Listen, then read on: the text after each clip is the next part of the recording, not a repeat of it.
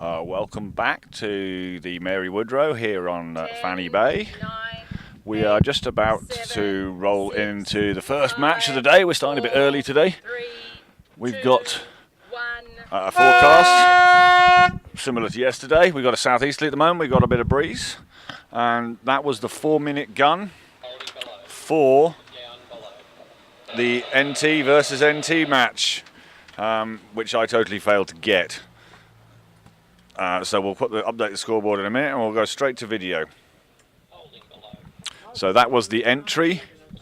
No 2-minute penalties.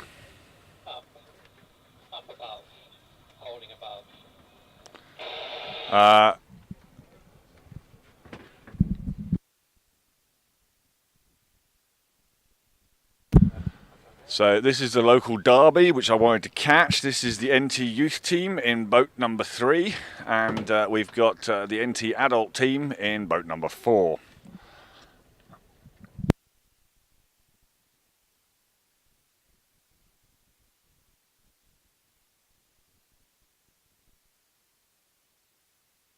So I've updated that on-screen display.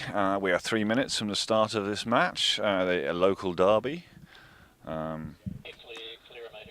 We thought we'd start a bit early today, and anyone who's got the alert on Facebook, I have managed to fix the problems with something that was changed by Facebook on the 1st of May, which is why I couldn't go live on that yesterday. We should be live on Facebook and YouTube. Alana's going to put up these links on the Sailing Club website. If you're in any doubt, you can just text the Facebook or thing. We are results going out on Twitter as well. Looking good on my second laptop. I think we're all good here. I'm sure that someone will let us know if we're not.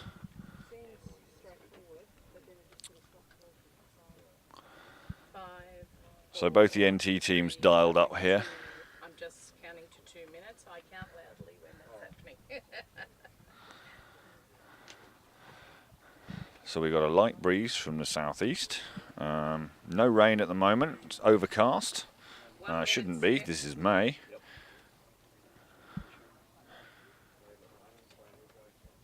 So no weather radar to speak of. Little bit of rain way south of us, right over the dam, which is always good for our gardens for the rest of the dry. We don't get a lot of rain after this time of year.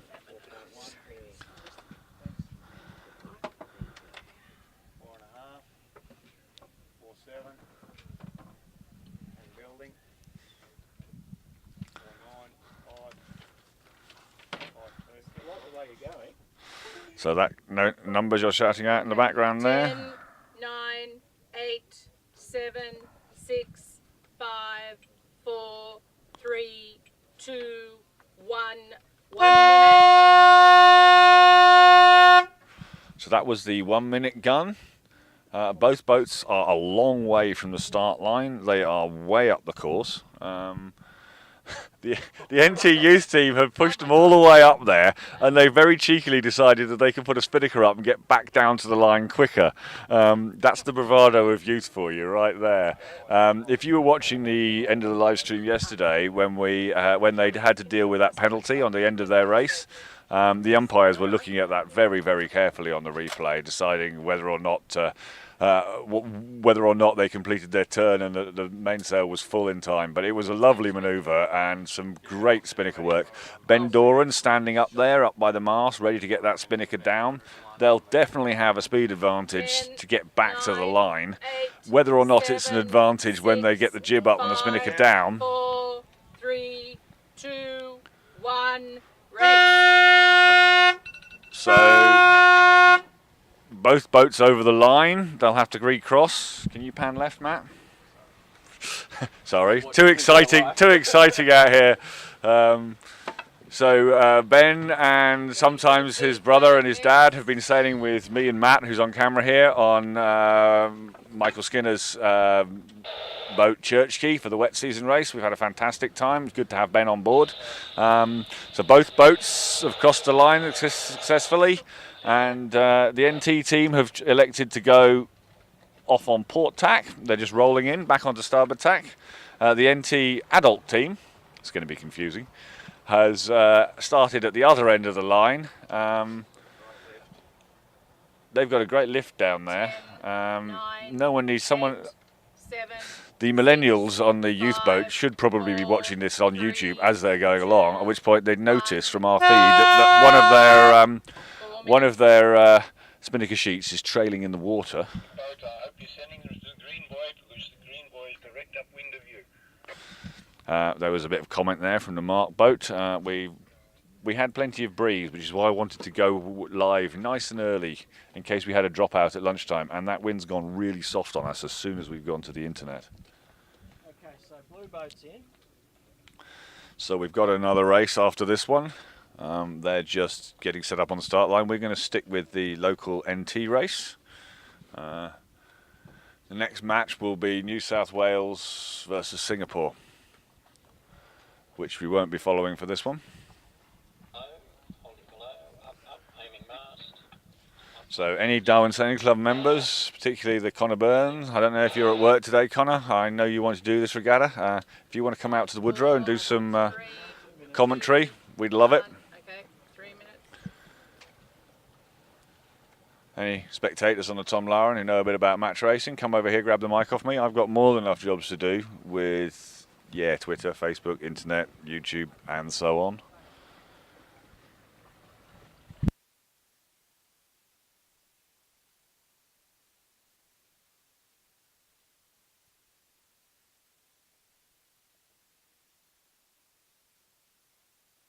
They did.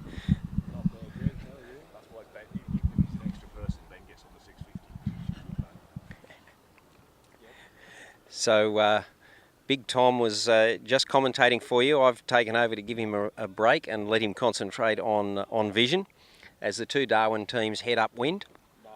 The youth team in full control, and in the process, while they're doing that, the other two teams that are fighting it out for 7th and 8th, they are just about to start their first flight, and there's Y flags up, meaning there's a protest.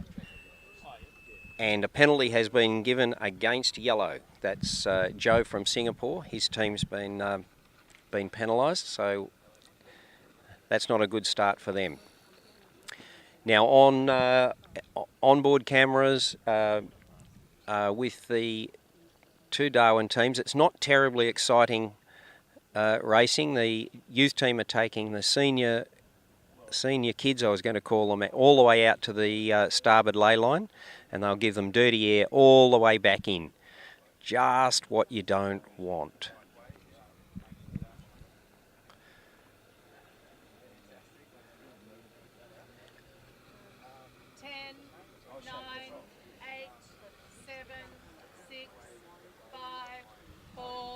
Three, 2, 1. That's 1 minute to the second match that we're watching, and the other two boats, the two Darwin teams, are still heading upwind to the starboard ley line, and tack from the youth team now. They must be on or above the ley line and have a nice little piece of pressure. It's probably only blowing 3 or 4 knots. But they are sitting up there in something more like 4.5, I would say. It's a lot more than what we're experiencing down at the start line.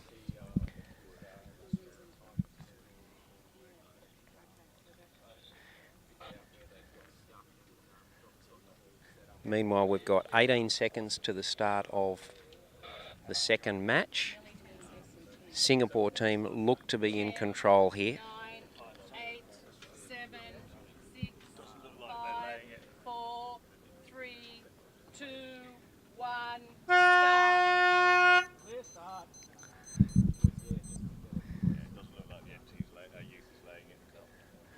Okay, Big Tom tells me from the onboard camera that doesn't look like they're laying that top mark.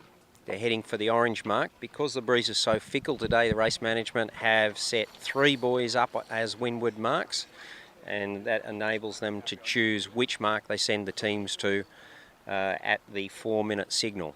So at the moment they've been sent to the middle of the 3 marks, being the orange.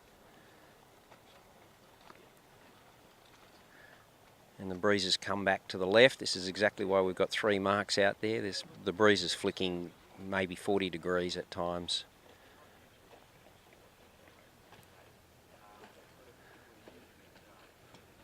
Darwin team are getting very close to, the youth team I should say, are getting very close to a ley line. They've tacked and rounded now, and up goes their blue spinnaker, and it is full and driving within a boat length of the mark. That's a great benchmark that they are achieving there. What's that time in? They head out on port here. It's a bit long on the course.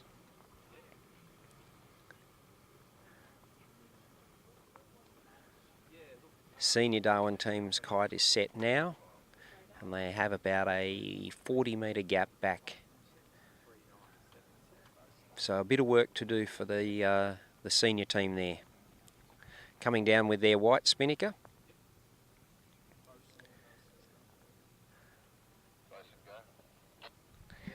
Yeah. You just tell him that just was on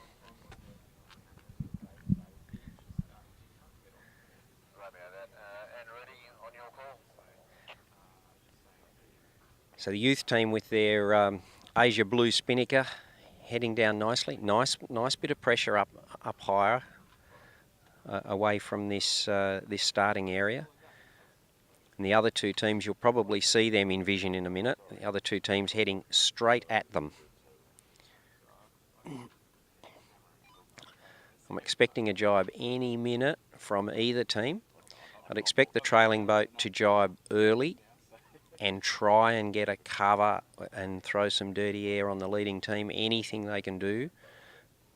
They should probably be thinking about a jibe either early or simultaneously with the leading boat. So leading boat's jibing now, and I can see the other team setting up for a jibe at the same time, so behind and above them. Coming straight back at the New South Wales team that's heading upwind. He's going to bisect these guys. Yep, some nice pressure coming down there. The breeze has moved right since the start. So there's a possible Charlie green at the bottom mark. So Charlie for change, Charlie for change, and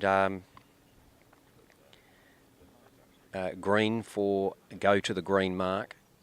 In fleet racing, green means move to starboard, but it doesn't necessarily mean that here, but we've set it up that way just to make it clear. Jibe from the senior Darwin team.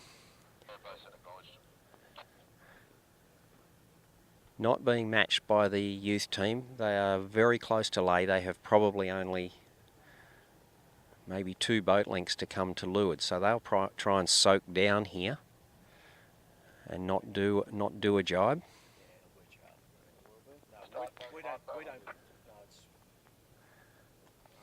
Just heard from race management, they're definitely doing a Charlie green. From this end at the current time, you need to be going to Charlie Red. Red.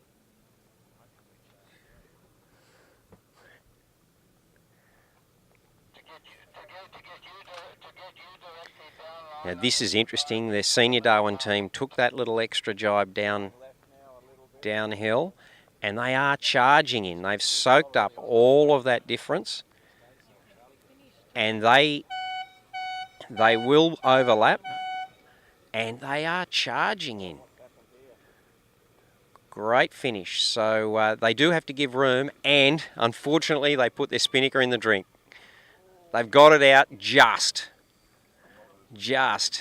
So all that good work, and it's come to, I won't say nothing, because they closed the gap by 50 metres there down that run. Problem on the leading boat, spinnaker won't come down. Must be a problem with a halyard. Halyard locked either with a knot or some other reason. They've got the spinnaker scrunched. There it comes down now. Immediate tack to try and cover. And they might have just got away with that. So a bit of excitement there. Pressure has gone Very, very fickle here. There's little puffs coming down, and that's what the senior Darwin team had then, was a beautiful little puff of probably 7 or 8 knots, and that was compared to the 2 knots that the Finn and his junior crew were sailing in.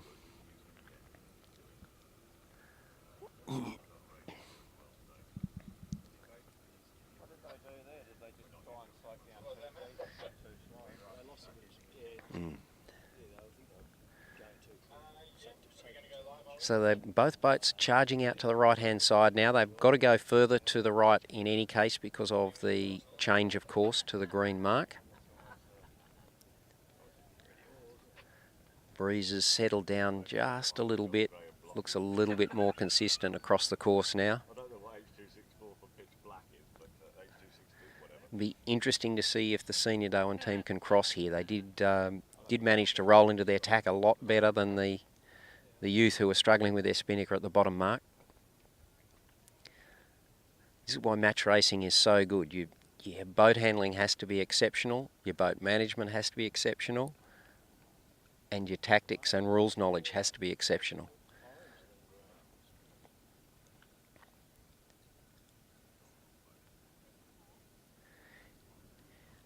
I didn't see what it was, but the youth team washed off a penalty going upwind. They were well up the course. I didn't see what occurred, but they washed off a penalty, and we'll ask the umpires what that was about.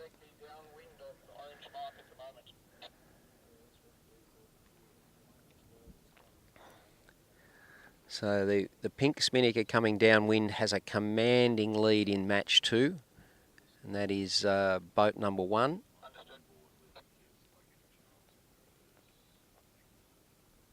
Boat number 1. Who's in boat 1? Boat 1 is Joe. Joe, Singapore team, commanding lead over New South Wales in the other match.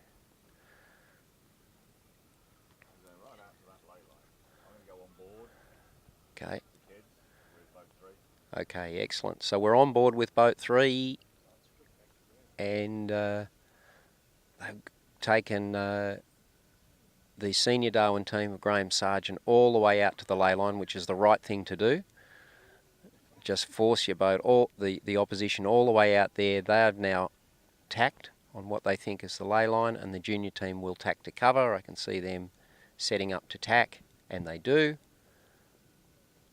Above and ahead, and they'll probably use the little bit of gauge they've got to sail down and give the senior team some dirty air as they head in. Now we've gone a little bit patchy again, and the other match has closed up significantly. So the Singapore team had a lead of 70 odd metres not very long ago, and that's been cut down to about 20. And they are now setting up for a jibe. They're jibing now just below and in front of the New South Wales team, who have the yellow spinnaker. Again, nice pressure up high, and I can see them sailing in 7 or 8 knots up at the top of the course. And you're, yep.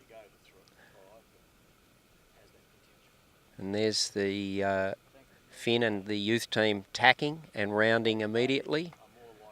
Wouldn't be surprised to see a set and then an immediate jibe here, given the breeze has changed direction a little bit. There's the set, again within a boat length of the mark. Graham Sargent tacks to round. And there's nice pressure up there.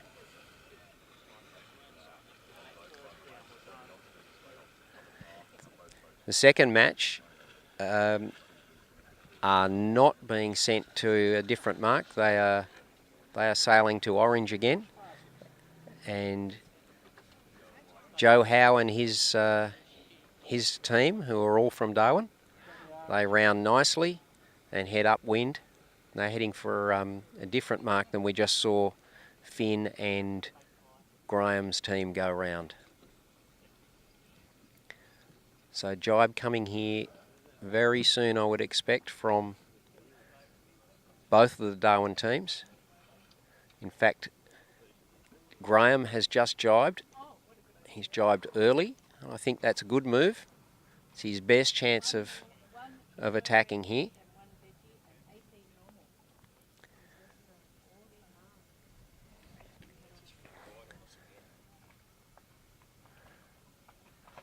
So nice little bit of a puff coming down the bay, and Graham is going to be setting up in it nicely. He's setting well to windward, but bow ahead of Finn and his team. But a nice little bit of pressure coming down, and he will get that first.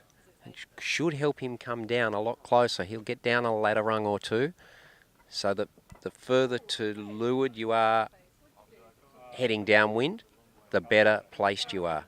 Exactly the opposite to upwind. Welcome to the MP. Not today, not tomorrow, not Tuesday, probably not Thursday either.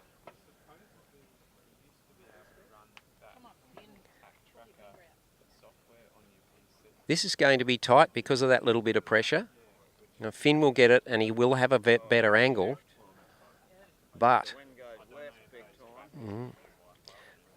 it's looking close.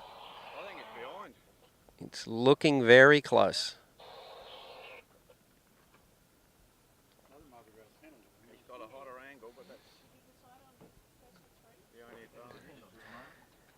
As they're coming in, I'm not sure what you're looking at, Tom. What are we looking at?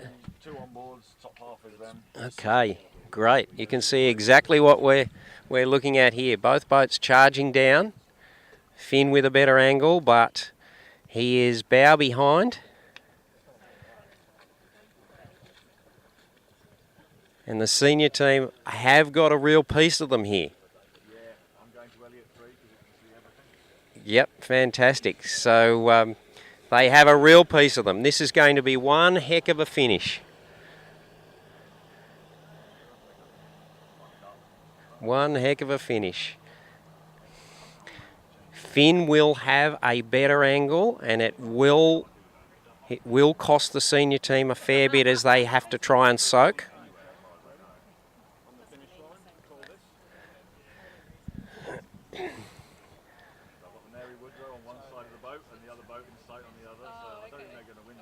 So the senior team, boat 3 is yellow, and the race management don't know which flag to put up, so they put the colour of the entry. So in this case, Finn was yellow. He was the highest ranked competitor. They put him in. If he wins, the yellow flag goes up. If Graham wins, the blue flag goes up. So it is really close. You were looking, so there's a 2 metre gap between them, and Graham has managed to soak. Graham has managed to soak. Can he get to that finish? He can. He is going to win this match. What an event. That is seriously well done from the senior team. I think well done, well done. I think Finn will be a little bit disappointed with that. There was a bottom mark. Yeah. There was a bottom mark error there, and probably a tactical error not to jibe first coming down on this run, and get into that new little bit of pressure that was heading down here. Anyway, great match, great match. We'll just check with Big Tom. Are we going back to the other team, or? Yeah, we'll Yep. follow the rest of this race. Yep. Ready to go, Matt? Pick up pink spinnaker if you can.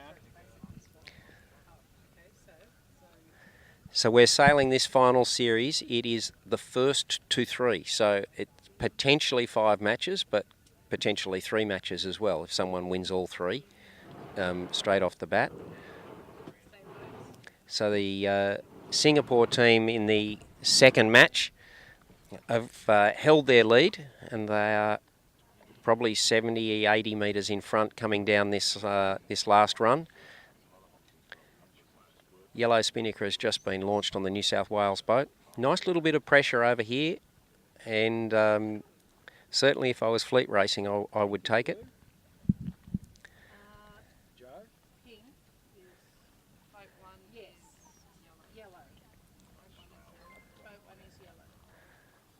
So again, it's very confusing. They're saying boat 1 is yellow when it's got a pink spinnaker, and the other boat is blue when it's got a yellow spinnaker.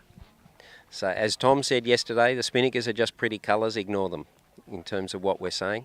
The yellow boat is the highest ranked competitor in the first flight of their matches, and they come in from the starboard side, and which gives them arguably a small advantage.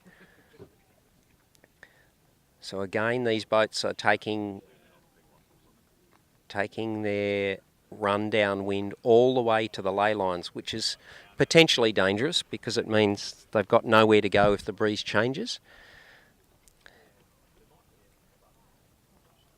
But they put a good jibe in there, but they're right on ley, and the yellow boat is going to follow them in.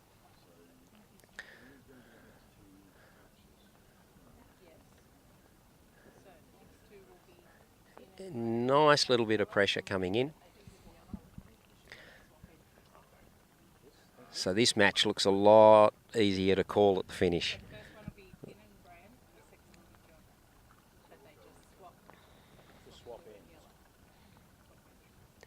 And in they come. You can probably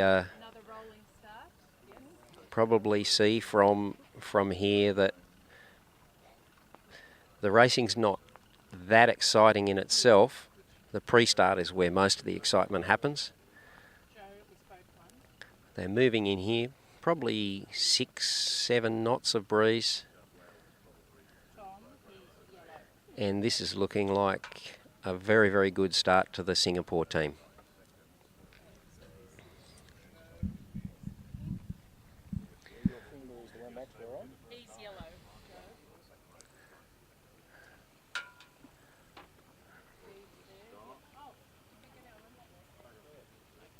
It hasn't moved as we was last time. Would you like me to hold it up higher? That's fine. No, we just aimed it. We've got a camera preset. Nice boat trim. The boats look great with this little bit of pressure. Hopefully a good sign. There looks like a little bit more pressure up at the top mark for the next flight. Okay, yellow is approaching now. And a good win to the Singapore team. Okay. Back again.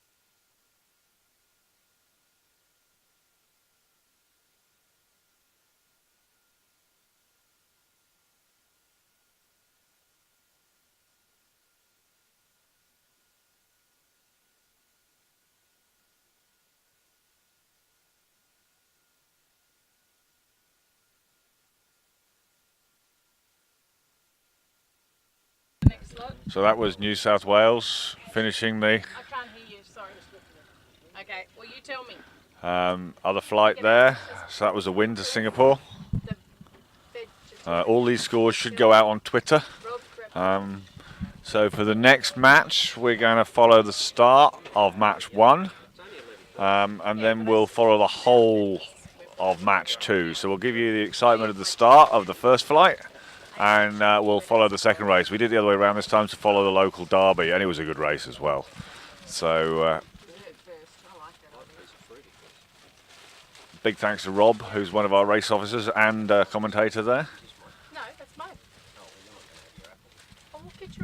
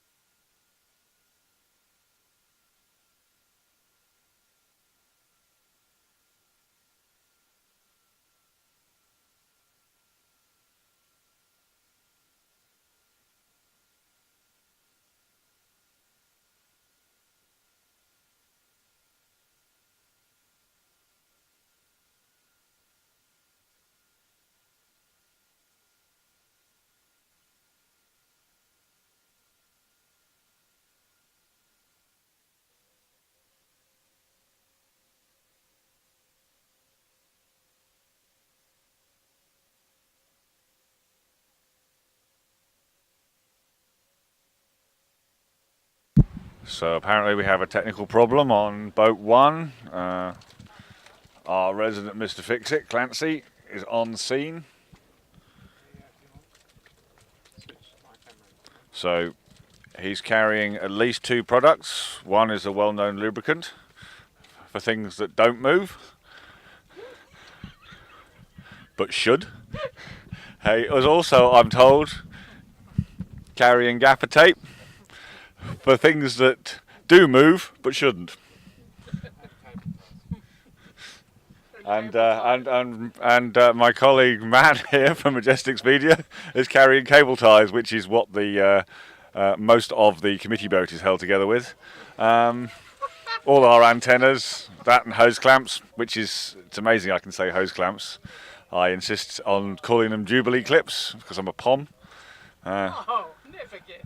Would one of the race officers like to tell me what we are using for a streamer? I've always preferred Dire Straits, but Best of Queen albums also will do. Does anyone know what we're actually using as a piece of tape? It's actually Ed's voice from previous races. Yeah. So the cassette tape is being inspected. It's being run round the finger of one of our race officers. Rob Douglas. He says it's Brian Ferry. Obviously, a good sailor can tell what sort of magnetic tape they're using as a wind indicator. The boat I've been doing the wet season on, we have been slowly disposing of an unknown old IT backup tape on it at a rate of about 2 feet a year. I usually run it under my nose before we tie it on there. I can tell whether it's an Excel document or Word just by looking at the tape. I'm not really allowed to do commentary. I don't know why they let me near the microphone.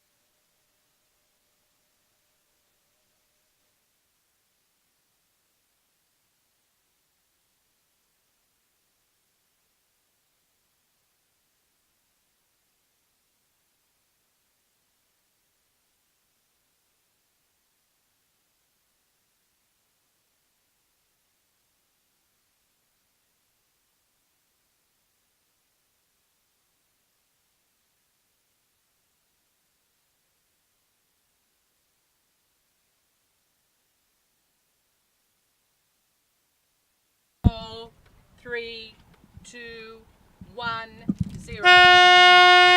So that was the 7-minute hooter. The 2 working boats will be going into that flight, Yeah, on the 5 I normally count 24. which is fortunate for us. Keep the action going. So I do it. This is just what I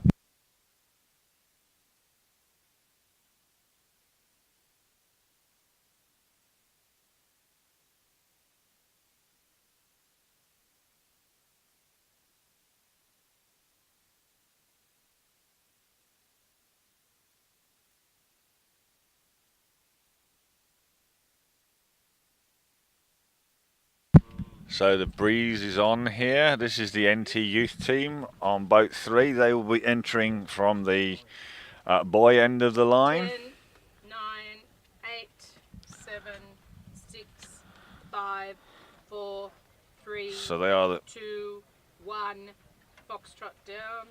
So that's the 6 minute. They're going to be hanging around by that boy. They'll be coming in at the 4 minute. No on-screen display. We're not going to follow this race. We are going to follow the next one, assuming they get the boat fixed.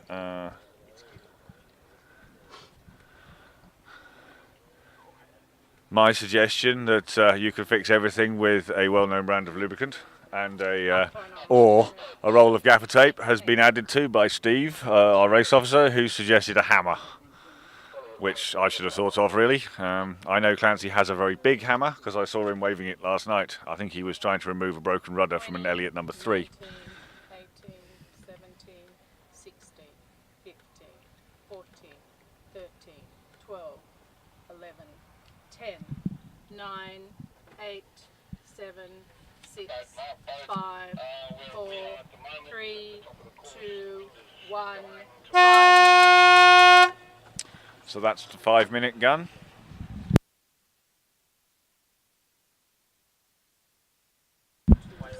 So this is the second race of the previous one we followed. So it's the NT Youth versus the NT, I'd like to say grown-ups, but I was always told by my mother that you can either grow up or be a sailor, but not both. Gosh, that sun's hot today. Yeah,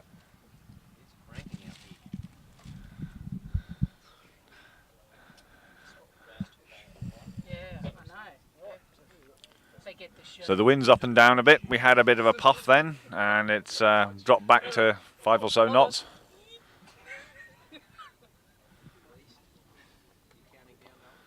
Yes. 2, 1. Sorry. I did. I got 2 and 1 in there. No. So we had a very short countdown there. Sometimes it's from 10, sometimes it's from 20. That time it was from 2. Everyone's smack on the money. That's what I meant. You can't get distracted. You've got to So just coming into the bottom of your screen will be boat 4.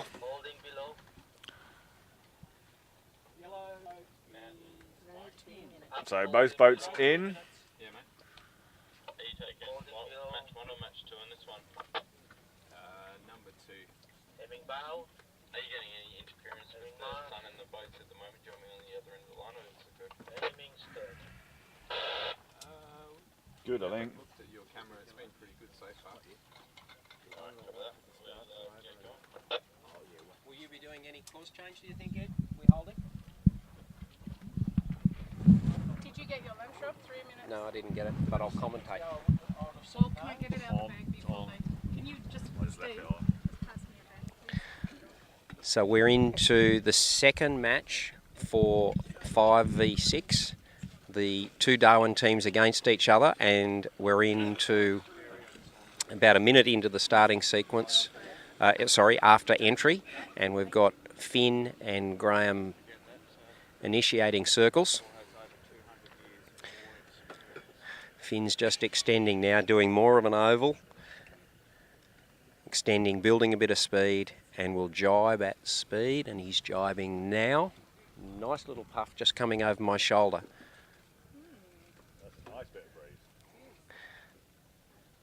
And Finn will come back on starboard. Graham is on port.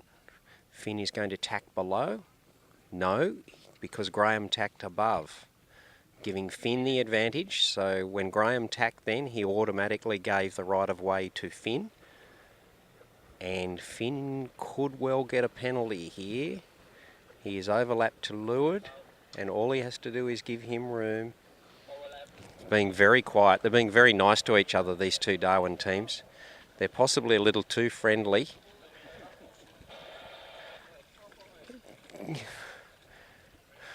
And the yellow flag comes out, and the young gentleman says, "Come on," and he gets a penalty.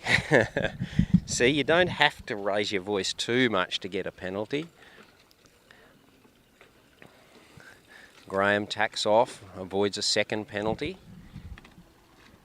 We're heading towards 1 minute 10 to start. 9, 8, 7, 6, Breeze is quite fickle, looking up the course. 3, 2, 1. 1 minute. So while these match racers are trying to knock their opponent out, they also need to be racing the course and the breeze that's delivered to them. And what we've got now is the breeze coming in little waves. Straight up wind, we've got a puff of probably 8 or 9 knots, and to either side of it and in front of it and behind it is 3 to 4. So another penalty potentially coming here as Finn does a full hook on Graham, forcing him up, forcing him up. He's got a full hook. No, he decides to bail out, looking at his watch, and jibes, keeping speed. He's forced Graham above the start line, and he will now come back to start 7, 6, and will lead into this start. 3, 2, 1, race. We've got one over the line.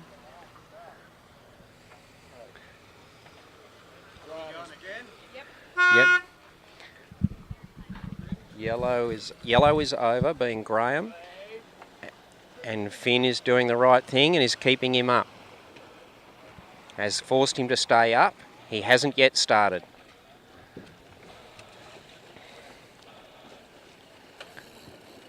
Nice tack from Finn and the Youth Darwin team. Graham has only just now cleared his starting OCS, and that's 20 seconds after the start. And Finn motors off in that beautiful puff that I saw heading down earlier, and they have potentially one issue coming in here as the next start sequence just rolls forward. 5, 4, 3, 2, 1, 4 minutes. And the problem for Finn, he may have just solved his own problem. The problem there he was looking at was potentially laying the top mark without having to tack. But he has tacked to cover. He has tacked to cover, which means he's more or less Finn's more or less legitimised that first work. And I've just been advised that we're heading and following the second match, which is now in the pre-start, and sailing in probably 9-10 knots of breeze. It's so much more exciting when that happens. So we're on board with both teams, I understand, Tom? And as they head off with 3 minutes to go, so a long time till we see them starting.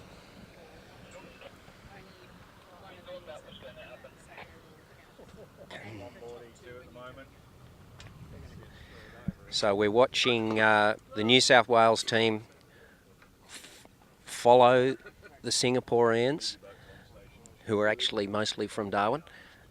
And they're rounding up and initiating circles now down below the start line. And they essentially trying to spend another minute and a half of avoiding penalties and trying to get one on the opponent.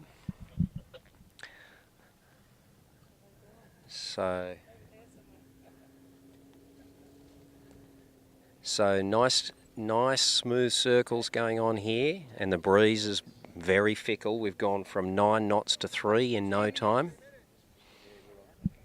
I just heard a call from one of the boats. I don't know which one because they're about 70 metres downwind of us now. 2 minutes to go was the call.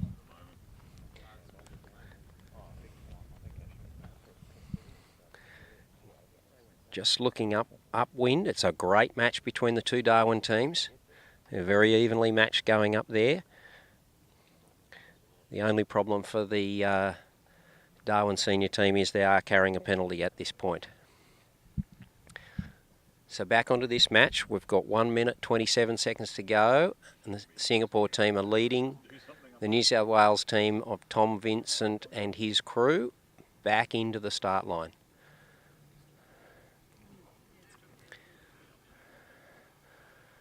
Breeze has gone very soft. If it doesn't, 5, 4, 3, 2, that's 1 minute. if the breeze doesn't change, they are not going to make this start line.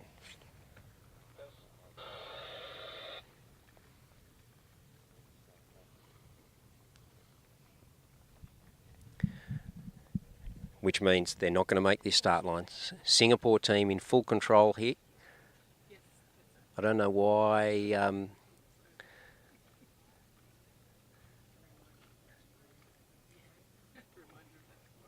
why they're trying to burn time when they're probably 20 seconds late, I would think, for this start. They are leading the New South Wales team in here and in a good position. 9, 8, 7, 6, 5, 4, 3, 2, 1. And there's the start sequence finished for the second match of this flight. And the Singapore team, who won the last match quite convincingly, have a convincing controlling position here again. Just coming around the front of our boat right now. And there's some team members that don't look like they do much other than lie on top of a spinnaker and rest.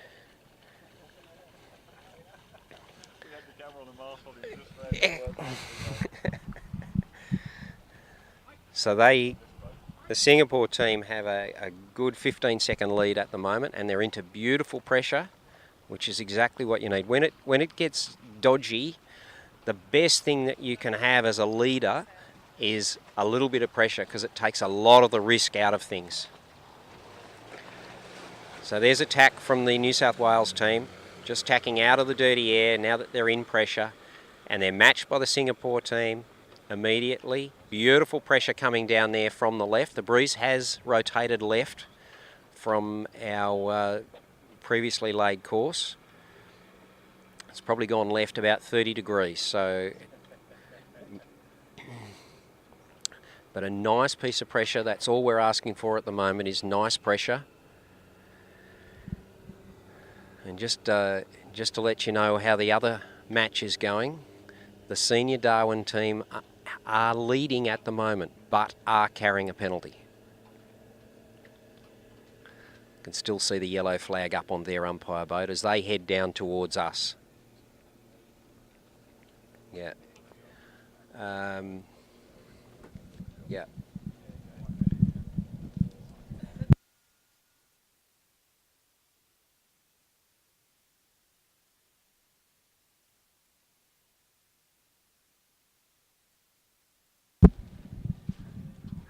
So the Singapore team are up in great pressure. They're pointing 20 degrees higher than their opposition, and they're in 5 knots more breeze. They're just sailing away at the moment. There's not too much Tom Vincent can do about it. He's now got exactly the same pressure, and he'll now sail the same angle. Our only problem is he's had it for 20 seconds less.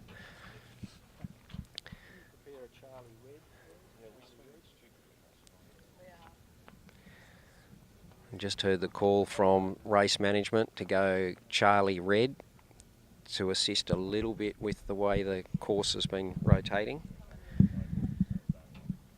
As the Darwin senior team come into this mark, up goes their jib. Beautiful pressure. Hold, mark boat. And that's Charlie Red for...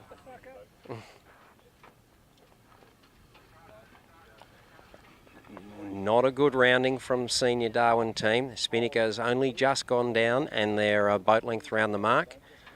Junior team smoking in here, going for their drop. Spinnaker down. Good mark rounding. Good mark rounding. Great match this one, as was the last. First tack is for the junior team. And a good move, because the mark has been moved to the left-hand mark, but the breeze has moved more than the mark adjustment. So at this stage, they're probably almost laying. They're probably almost laying, and they will take a big piece out of the senior team here. And the pressure is improved so that we've now got four on the side, and the senior Darwin team, who have 5 on board, have got 5 on the side. Fantastic. So we're up above 10 knots. And we've got the pink spinnaker coming down here, Singapore, charging downwind in that extra pressure I was talking about. Bit of a slow set, some problem on board the New South Wales boat there. And they're now directly astern of the pink spinnaker of the Singapore team, who are about to get a lot more pressure.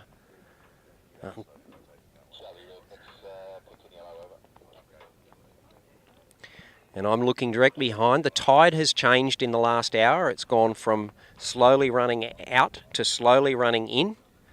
And so these boats are now being pushed from left to right on your screen. And these boats are absolutely starting to smoke down here as we get 12 knots of breeze. There's a big chunk of pressure, and you can see the heel on the Elliott. Or can you? You can. Excellent.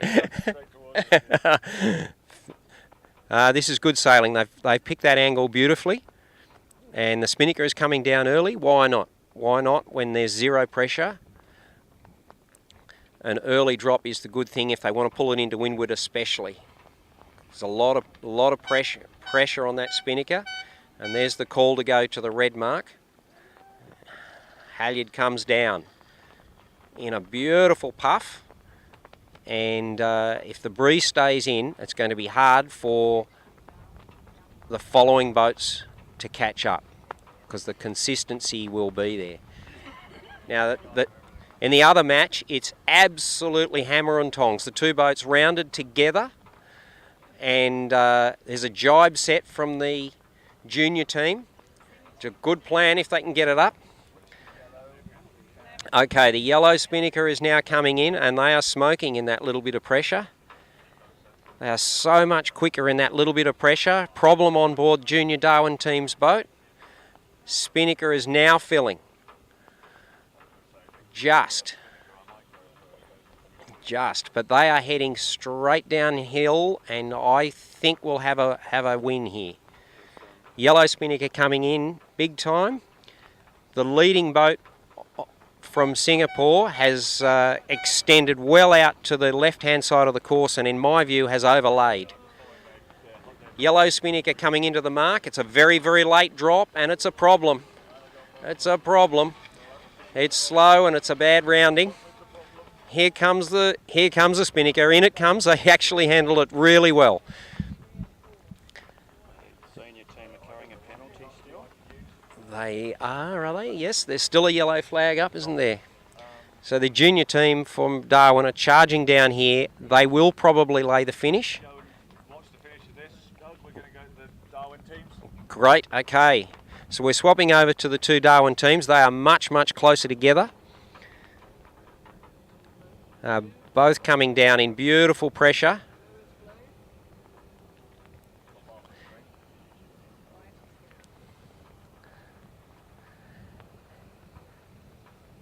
They're absolutely parallel. The junior team is slightly bow out. But we've got to bear in mind that the white spinnaker of the senior team, they will need to drop that to below the gooseneck and do one full circle before they cross the finish line to wash their penalty. Their jib is going up now. So blue is blue. In comes the blue boat. They will do one jibe and in, and there it goes. There's the jibe now. And here comes the white spinnaker is coming down. And they will have to initiate their penalty and do that before. There they go. They're jibing now. And the blue spinnaker now heats up and fills so that they can cross the finish line. And that's a great win. So we've got one match each to these two teams. So blue finishing now. And okay, back to the other match, and the pink spinnaker of the Singapore team has been deployed, got a nice little wine glass, and it's popped beautifully. And it looks like there's a good squirt behind him. Squirt, acronym, no, not acronym, aka good gust, and you can see them get it there. And they should jibe early because of the way this breeze is rotated. They're running very, very square. Running very square and still not jibing. Lovely pressure up the course.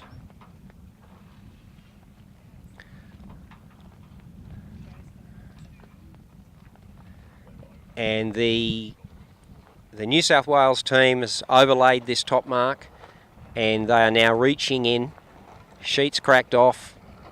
There's a jibe from the Singapore team, and I think they've just realised how hard this ley line will be. They're pointing well below us at the moment, and now just pointing directly at us and coming in. They're going to get a beautiful squirt here. In fact, the spin...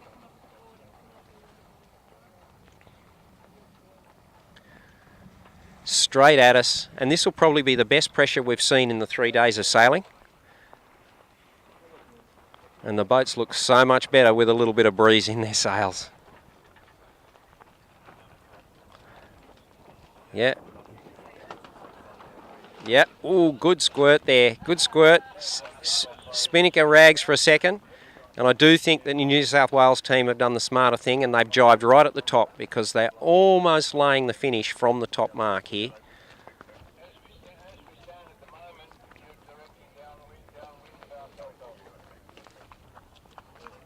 Oh. The yellow spinnaker almost in the drink. Almost in the drink. Yeah. Saved it. And they're now pointing straight at us, and they will potentially lay this finish, but they're probably a little bit high. The pink spinnaker in the meantime is going to lay easily. They've got a nice little puff to finish. And they will come in for their second win in 2 matches. So they're looking very good for the 7th and 8th playoff. And the Darwin team will be very, very happy with those. I should say the Singapore team. Yeah, well done to them. And we stick with the yellow boat because he's about to get a beautiful squirt.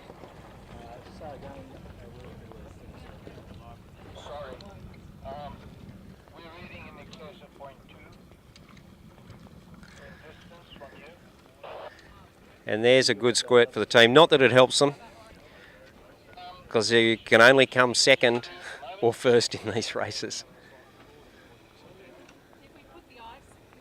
So it is nice to see a little bit of breeze, and I think if we relay this course now, rotate left, we'll have some great racing. We'll join you later on. It's not cold though.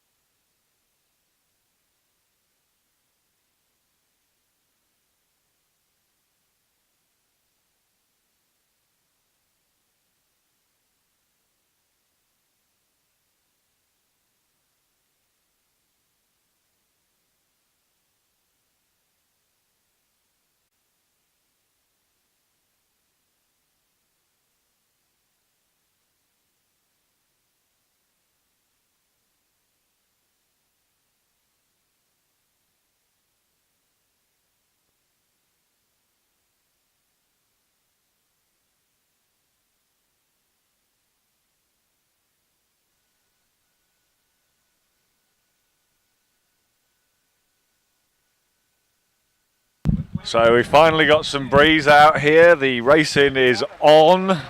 We're on board with the NT team, NT youth team. Just stopped to pick up water off us. That was our committee boat just in shot. Some great sailing there, and some great shots from our media boat team on the way down there. See? We went live a bit early because we had some breeze. Hope no one minds. So if you're just joining us, we've been live for a while. We've had a couple of races. Results are on Twitter. Results are on the Sailing Club Facebook page. The results are on the Sailing Club website. The results are on matchracing.com. They're everywhere apart from on my screen, unfortunately. I can probably do something about that, and I'll see what I can find. We have pretty much an easterly, which is what my forecast said we were going to get. We also have internet problems.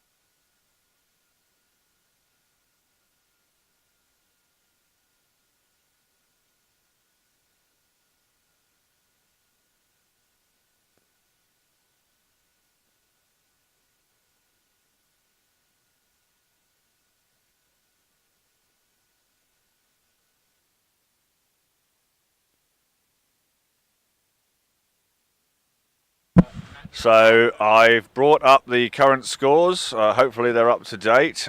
You can get these from matchracing.com. The 5th and 6th rounds there, that was the 2 NT teams, and 7th and 8th, that was Singapore versus New South Wales. That's Tom Vincent for New South Wales, Joe Howe for Singapore, Graham Sargent, NT Adults, and Finn from NT Youth. Forecast for today says we were going to get an easterly or a northeasterly. We currently have an easterly. Decent pressure. The radar looks pretty clear, no rain coming down on us.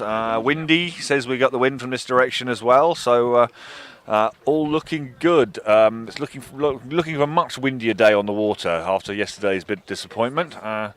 We seem to have a very short start line, which is always good for mayhem, destruction and carnage. I'll drop a hint to the race officers about that. There's some buoy moving going on, and we'll have the next flight underway as soon as we can.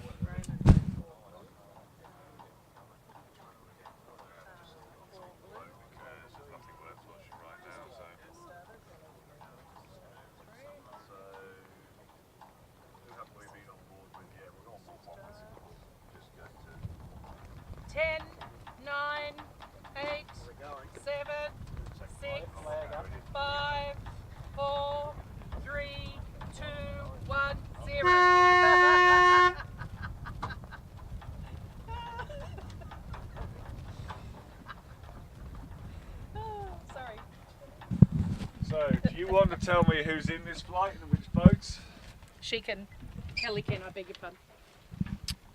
Okay, so we have Graham Sargent in boat 4, coming from blue side, versus Finn Nehemiah, don't know how to say his name, sorry Finn. He's in boat 3 from starboard side.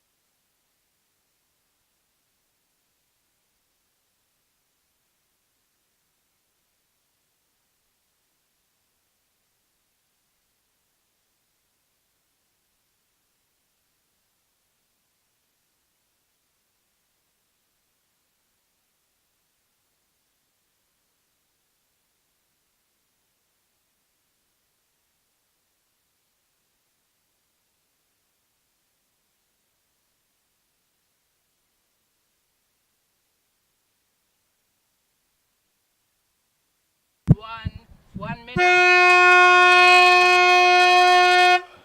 So that is the museum in the background. We were told by Steve, who's done some calculations, that there's more than 200 years more experience on board boat 4 than there is on board boat 3. The youth team versus the, well, grown-ups is probably a charitable word. Both of these boats are in the pre-start and they are halfway up the course with their spinnakers up. That's what they say. The top end is not like the bottom end. Normally it's customary to start downwind of the start line and tack up to it. Both NT teams don't seem to think of doing it like that. I would say that the NT grown-ups have the advantage here. They're not finishing, I should point out. They may be under spinnaker. 3, 2, 1, start! So you heard it. You heard it here first. They're both under spinnaker, heading downwind to cross the start line, where they will turn round and head back upwind again. And we're expecting the boats from Flight 2 to enter the box at the same time. So we're going to get all 4 boats in a, well, melee is probably going to be the best one. This is an alternative method of starting, whereby you try and sail as far away from the start line as you can and then see how good a spinnaker drop you can do. So advantage here, good drop there by boat 4. They're back over the line. Here comes the NT youth, Ben Doran, pulling the spinnaker in there. And they've done a very good turn. Brilliant. 10, 9, 8, The flags are down, clear start. Look at that, just 5, snaking into the boat there. 4, 3, 2, 1, 4 minutes. So NT youth need a bit more power on there. Their main's not on, it's in now. And here come the other 2 boats into the box. We are going to follow boats 1 and 2, who are just entering for Flight 2. We've already had some downwind action in the pre-start there. Here we go for the next match. I will bring up who I think is in it, but with the boat speeds today, it's putting a lot of pressure on me, so I'm going to put this microphone down and concentrate. That's at least 3 you've got over the regatta. You want that back? It's just on in case anyone shouts.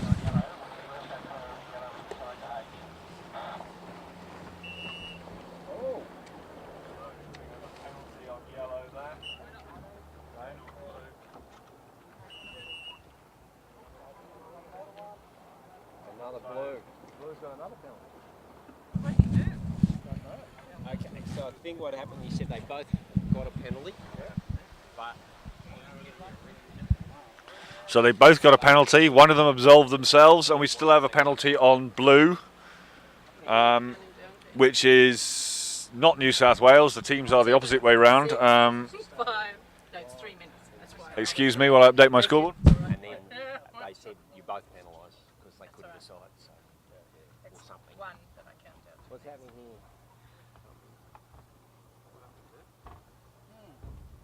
So have a starting penalty.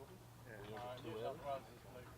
So he had one already, and then both got a penalty in the next fought and started and blew and Wentworth.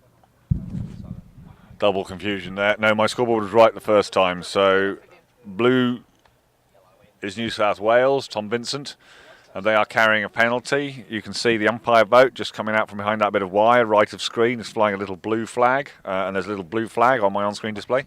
2 Just to minutes. remind everybody, those are not the scores, those numbers at the top. Those are the sail numbers and the hull numbers of the boat. So if you look at the boat with Darwin Port written on it, there's a 1 on the sail and a 1 on the bow, and there is a 1 next to Singapore, which tells you they are the yellow boat, and they are in boat number 1. The numeral 2, bow and sail, New South Wales, little blue flag says they're carrying a penalty. particularly that jibe set, that was 70 metres, that one. Oh, I would have gone to that pressure. But Umpire's calling the overlap there. Wind's gone very, very light on us all of a sudden. It's up and down, which makes for some interesting tactics, because sometimes 10, you're flat out 9, and overpowered. 8, 7, 6, 5, 4, 3, 2, 1 minute. So 1 minute there. There was too much action going on the previous flight. I missed the timer, so there's no on-screen timer for this one. I'm usually a couple of seconds out anyway. So you'll have to listen for the race officer's calls. That breeze has filled back in again, so they were almost stationary a minute ago. Now they're starting to move again. New South Wales looking good here. They are carrying a penalty.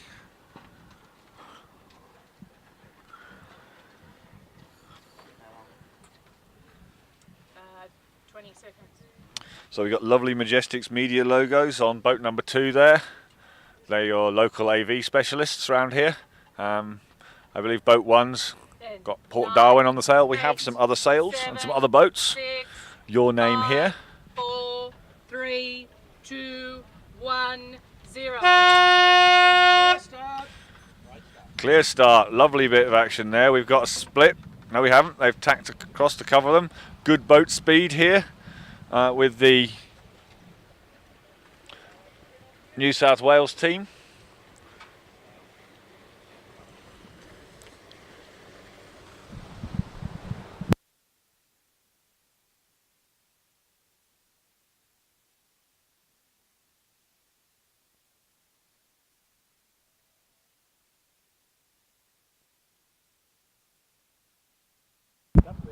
Yeah. The way to go with that pressure coming this side. Oh, yes, absolutely.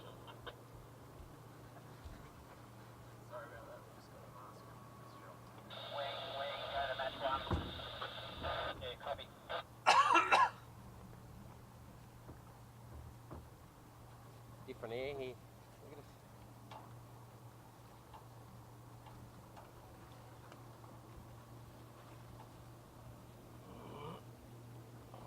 On left a bit. On red. Juice boxes over there. Yes, there are. Sorry. That's okay. I was sort of waiting for it to calm down a little bit, and then Do you want Anyone one, else Tom? want a juice? Juice? Okay, done. Oh, there is juice. Yeah. Anyone You else gotta want a get it out juice? quick. Do you want one, Tom? Do you want one, Rob? One, Ed, Fred. Okay. Oh, wait till they warm up a little bit. Ferment a little bit.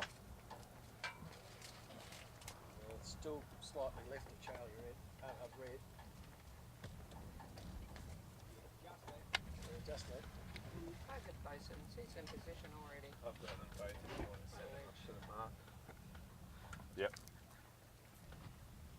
I had trouble with my fruit cart. Switching away from you guys, and if you want to head up to the mark. Work with a mark. Yeah, copy that. I picked from North Prince Alfred. Yeah. They were fabulous. They were always. You look up to England, that's where they were. See if we can run you guys out of fuel today. What was that? I said we'll see if we can run you guys out of fuel today. Good luck. This thing runs on a smell of an oily rag, I reckon. Except when it's got 6 people in there and half of it. Harry, what do you Then it has a top speed of somewhat considerably less than an overloaded minnow. Could not go there. I was trying to give him a hurry up yesterday and I was late getting out here. I think that's because I still had the batteries in it, because I've got crook back, I'm not lifting them. Yeah, that's right. I think that mic's still on. If the Which one mic's are still we on, looking we're now? discussing the top speed of the media boat, which loaded is about the speed of an overloaded minnow. Or a dead mackerel if you're English.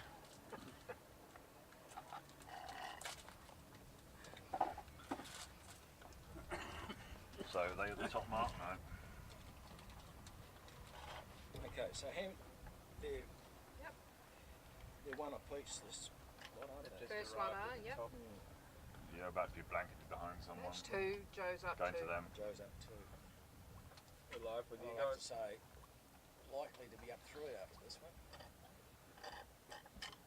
So do we then just go to 1 match per? Yep. Yep. Yeah, we don't give them a start. Was a good weekend. Yeah, it's a poor excuse for a horn, that one. You get about 6 puffs, and that's about it out of those ones. So that's 8 minutes 9 minutes. 8 minutes. 9 minutes. The speeds, wind speeds so variable. At least there is some. I hope that's It's like wind. Thou shalt not complain. It's like picking a number with a tight sweater. Kite about to go up here. How many fingers am I holding? 6 knots. Look at those elbows fly. You catch one of them in the face, it hurts. Always on attack now. Have you got the mic on? Yes. Oh! I haven't got enough hands. There we go. I think Steve should take over. I don't know anything about it. That's not holding me back.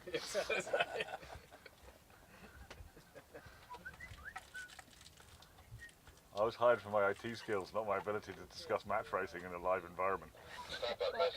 Are entertaining everybody though. So big lead pulled out here. Acknowledged. This is the New South Wales boat coming up on the top mark. Although the wind's come back, maybe not. So they'll roll straight into attack and then straight into a hoist straight afterwards.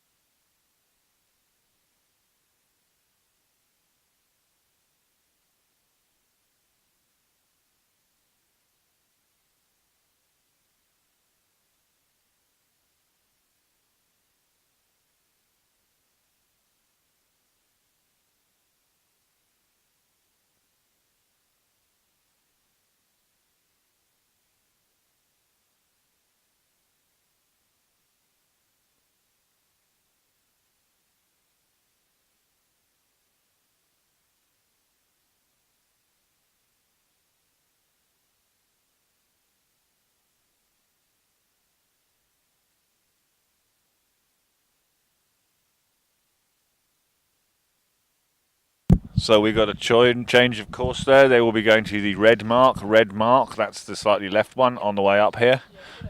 Spinnaker coming down on the pink boat. You can see it in the distance there. We're with the yellow spinnakered boat, which is the New South Wales boat. Matt's phone call there seems to have dropped our Wi-Fi signal. Poor old Matt here, who's running our remote control camera and doesn't want to talk. Is trying to run his own business while doing this, which he's volunteering for, which we all really appreciate. Yep. Upstairs in the tower, there's 5 boxes sitting out there where normally the life jackets are. So they're getting ready for the drop here. Crew's clearing the sheet, otherwise it tends to catch on the jib when they go up. That was my job on my one-time match racing Elliots. I've got to, hang on, sorry, just hold on a second. We need a colour. Someone ashore. Oh, okay. When you come out. So that's the change of course signal being displayed to Elliot 2, the New South Wales team. That little blue flag next to them indicates they're still carrying a penalty. So at some point before the end of the race, they either have to catch the penalty or decide they're not going to bother. Unless they get into the lead, it won't make any difference. They'll still be thinking. Now, they nearly lost it in the water there, but smooth drop in the end.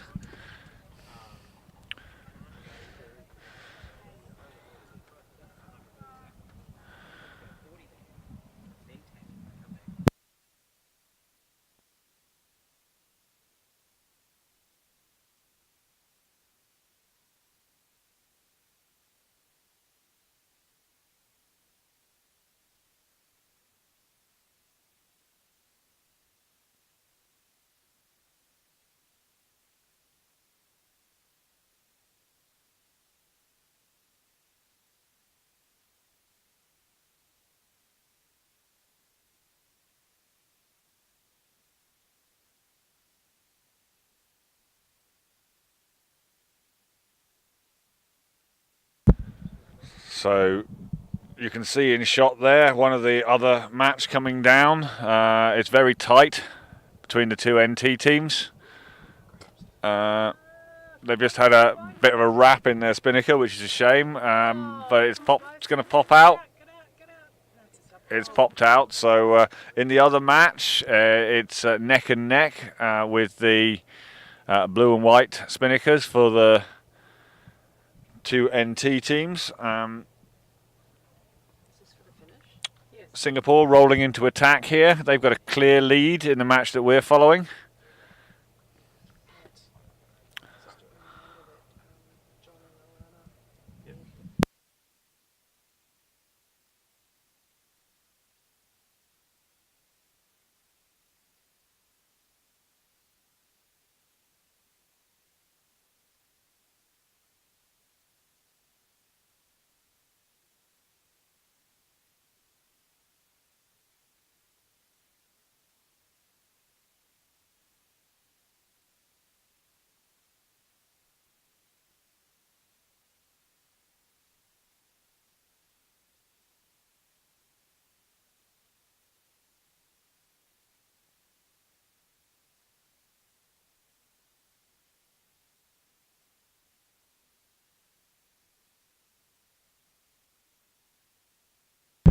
So we are just switching to the finish of the other flight, which is the two NT teams. So the youth Finn is in boat 3 with the blue spinnaker, and the adults are in boat 4, and it's neck and neck. The start line will come into shot on the left any second now. It's going to be about half a bowsprit in it, maybe half a boat length in it. They're having to soak the youth team. Ben looking down there, trying to see the line. And that's a win to Finn and the NT youth. We'll take you straight back to the other match. Who won, Finn? Don't say yeah like I know. I've got my nose down here. Yellow one. That was good. It's like that all Our the time. second Don't want to go through places. So I might go on board with the tail end boat. Tail end boat New South Wales to So we're on board with Elliot 2, which is New South Wales. Singapore have pulled out quite a huge lead there. They're already under spinnaker coming down. First to three. First to three. First to three. So it's now 2-1. It's 2-1 between the two NT teams. 2 points to the adults with their 200 plus years of experience. No, we're not quite sure about that number. Unconfirmed. It was calculated by Steve, who has been told a million times not to exaggerate. I can't believe I did that gag live on the internet. That gag is older than 200 years. So the kids, well, Ben's 14. I don't know about the age of the others, but we'll all assume they're around that sort of age. Finn's 15, so yeah, and I'm in serious danger of being older than a lot of them. And I would like to add wiser. So they're coming up on the Tom Laren. I'm going to get killed. Ben has my Facebook. Fred Barlow, who's doing the flags for us today. 80. Is 85, going strong. He owns an S80, which is frequently used by the local women's team who race an S80 down south for the Women's Keelboat Championship. Very successfully, usually.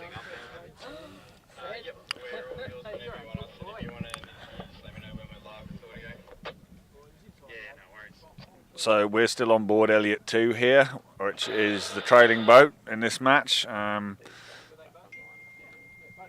They are coming down.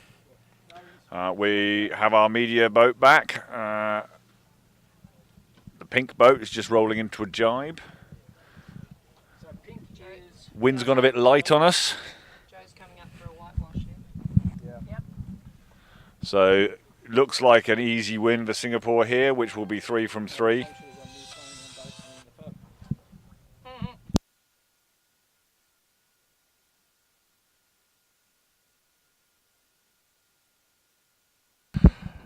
So the reason we have two chief race officers here today is that one of them is Ed Vincent, who was our sailing manager and has now graduated from the School of the Darwin Sailing Club and has become Vice Commodore in charge of sailing. And that's his son, Tom Vincent, skippering boat 2 that you have on screen right now. With the yellow spinnaker. There's some light breeze and there's a bit of a shift. You can see he's got a lot to do to chase that pink spinnaker that's just disappeared behind him. Fortunately, he's shifting forward to move the weight forward due to a lack of wind, which has brought the pink sail back in sight for us briefly. But yes, we have to have a second race officer to oversee the first one for biological reasons.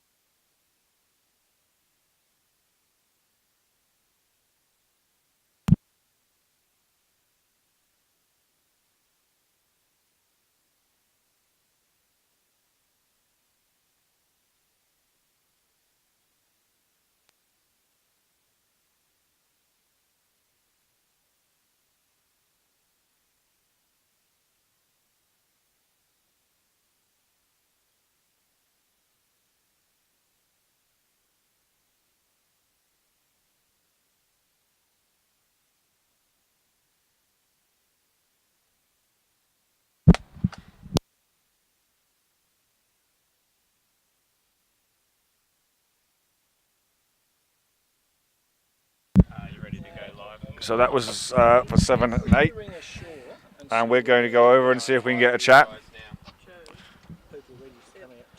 So our media boat's just going over to have a chat with Joe from the Singapore team.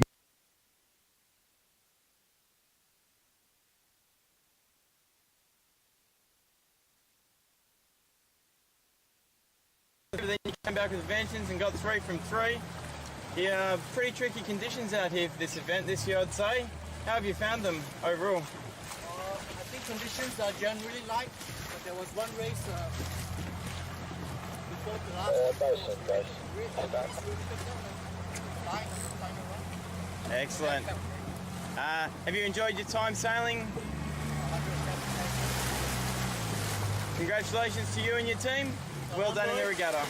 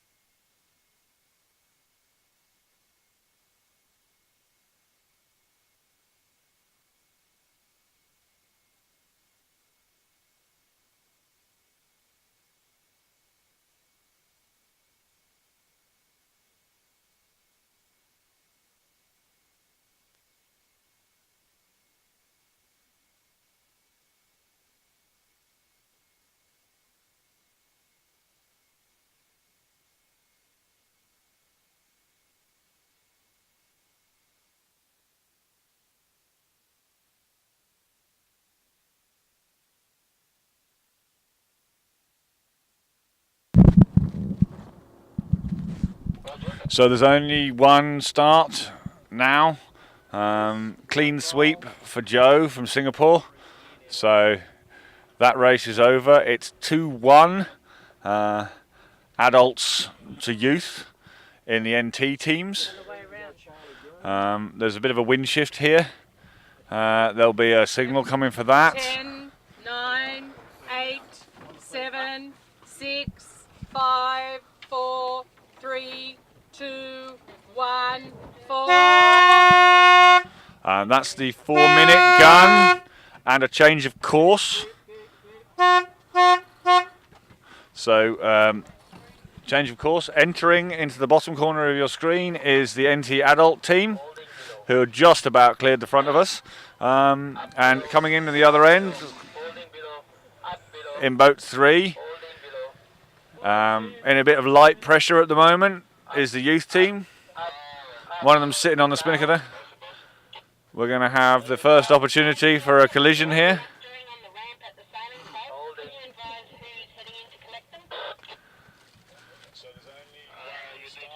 So much more conventional dial up. Let's see how far away from the start line these boats get this time. So boat number 3 needs to win this to stay in. Wondering if we're going to get a score on this live feed at all from Tom. Hey Claire, I heard that. I know you need a rib. We'll just have to sort it out. I'll get Epicent somewhere. Screen and just you're a little bit delayed. Okay, well we just have to wait until we get a rib available, so we'll get it sorted.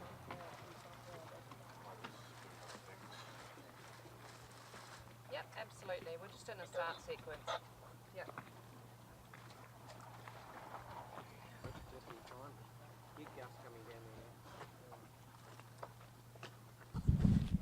So as you can see, we've got a lovely remote camera mounted on our mast, gives us these great shots. However, we can't cut the mast out from under it. It's not Minecraft. That's for the geeks out there. Not much pressure at the moment. NT Youth is about to get pushed out. If I were them, I'd give up and tack straight off now. There's a puff just come down on us. You can see by the flicking flags at the bottom there. You notice they match the ones in the bar at the top of the screen. So the red and white one is used to denote the 5-minute warning signal. The blue and white square is called the blue Peter, which is put up to the 4-minute and then back down at the 1. It will come down in about 38 seconds. So the youth team is out of shot to our left. This is the adults. They're pushing the boom out, trying to slow down.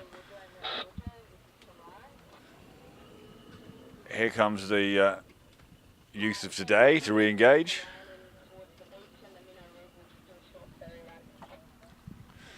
So there is a youth keelboat course. 8, 7, 6, 5, 4, 3, 2, 1 minute.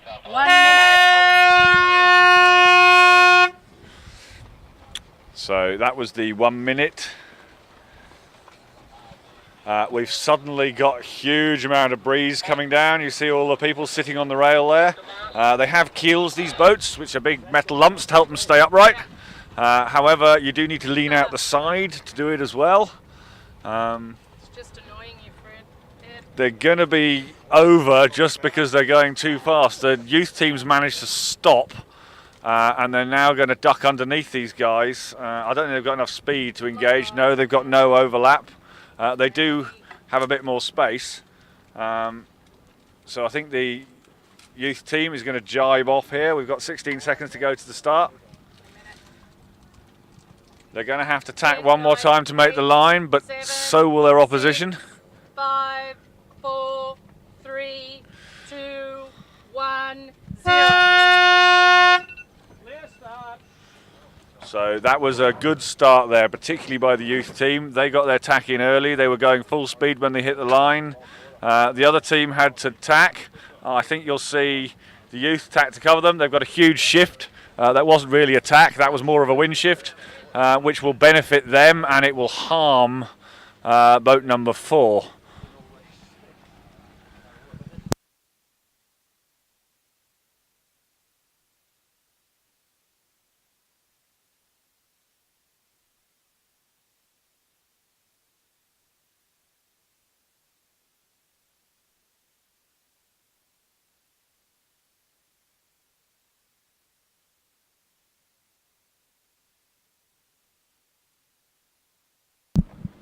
Adventures of a Sailor Dad, major fail again.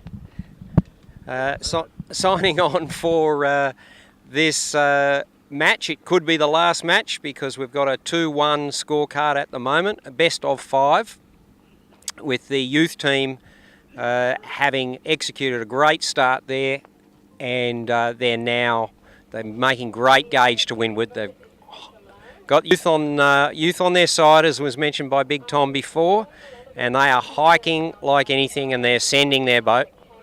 They are really sending it. They're up in about 11, 12 knots of breeze, and they are leading by a good 30 metres at the moment, heading out to the port ley line of the first lap of this windward leeward course. We've started this race, I mentioned earlier, we have 3 windward buoys in, and we've started this race with a Charlie green to start with, which means we're sending them to the green mark, which is the furthest left in the configuration that we've got it. The fact that it's green being starboard is irrelevant. They're just sent to the green mark. So here comes attack from the Darwin senior team. Across and attack to cover. So they've lamped on them beautifully there, and they don't look like they're on lay to me, but I can't see the camera. Yeah, they look like they're well below the ley line, especially with an incoming current. The current's started to rip now. It's getting towards its peak run, and I expect there's 2.5 knots of current running from left to right as we look upwind. The junior team are covering all the way in here, and I expect they will tack simultaneously with the senior team and try and slow them down before they get into this top mark.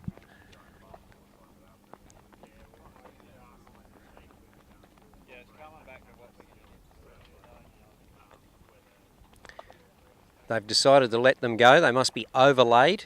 So as soon as they've pushed that boat out all the way to the ley line, they know they've taken at least that advantage over them. So they extend again by another boat length just by forcing them another boat length past the ley line. And they will come in now and do an immediate tack around this and then hoist their pretty blue spinnaker, which for once matches their actual colour. So they are the blue boat with a blue spinnaker.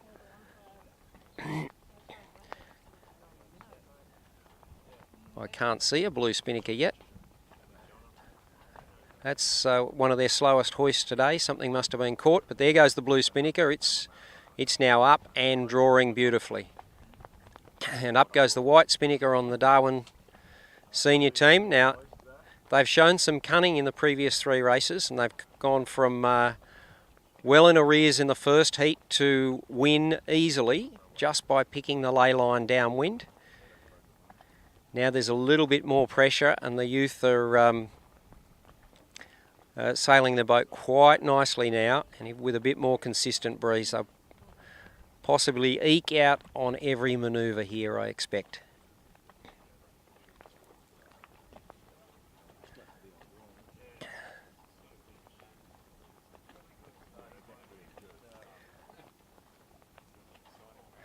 So the trailing boat here will tactically want to jibe first, be the first to jibe, just so that when the other boat jibes, they've got a chance of being on their air. Looks like they're setting up for a jibe now. No, the junior team's jibe first. Through they come, great jibe, really great jibe. And they will have clear air now, and with this current that's running from right to left as the boats see it, and left to right as we look upwind, it's pushing them downwind at a rate of knots. So they're going to be very, very close to a lay with that.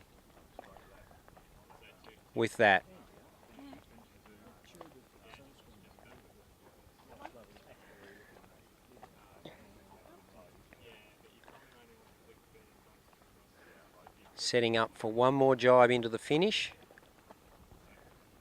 So they're doing extra manoeuvres compared to their senior, more experienced counterparts.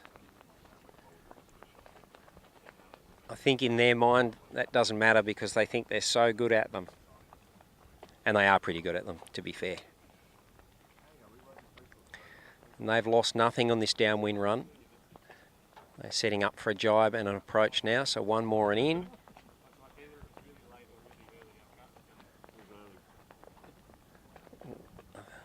Personally think they've gone a little bit too far there.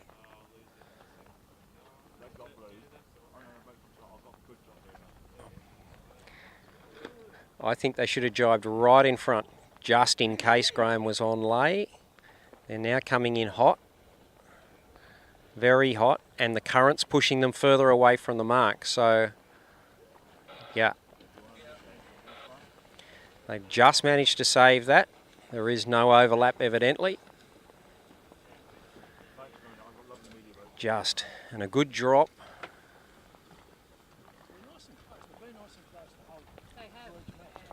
Indeed, they are very close. The comments just come from behind me that they're nice and close, and they are. These 3 matches they've had have been a matter of boat lengths in it. There's attack from Graham Sargent and his team, and closely followed, loose cover from Finn and his team, and exactly the right thing to do. And they're heading out now to the right-hand side of the course.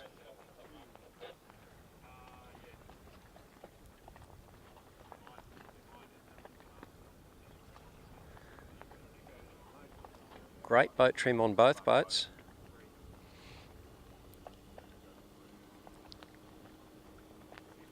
Won't be terribly far till they're on a ley line on this tack, simply because the current's working to favour them, and Finn has actually tacked off. And my thinking is that he thinks that with the current he's actually laying, so he's arguably extended his lead by everything that Graham has sailed while he was on the other tack, heading straight for the mark.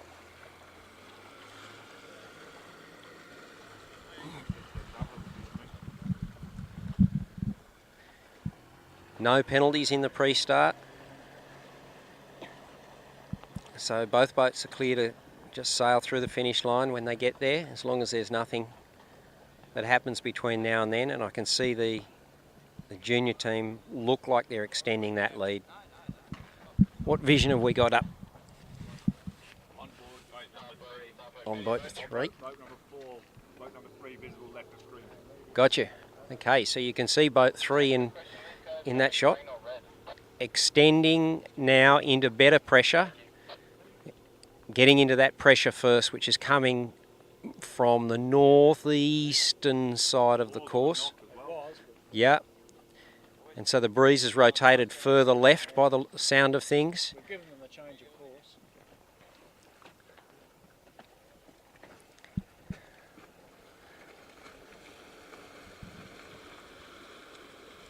So the youth team, who were marginally disappointed with not making the top 4 grouping, and it did come down to 2 races that got away from them by the barest of margins in the round robin, and they will have learned a lot from that.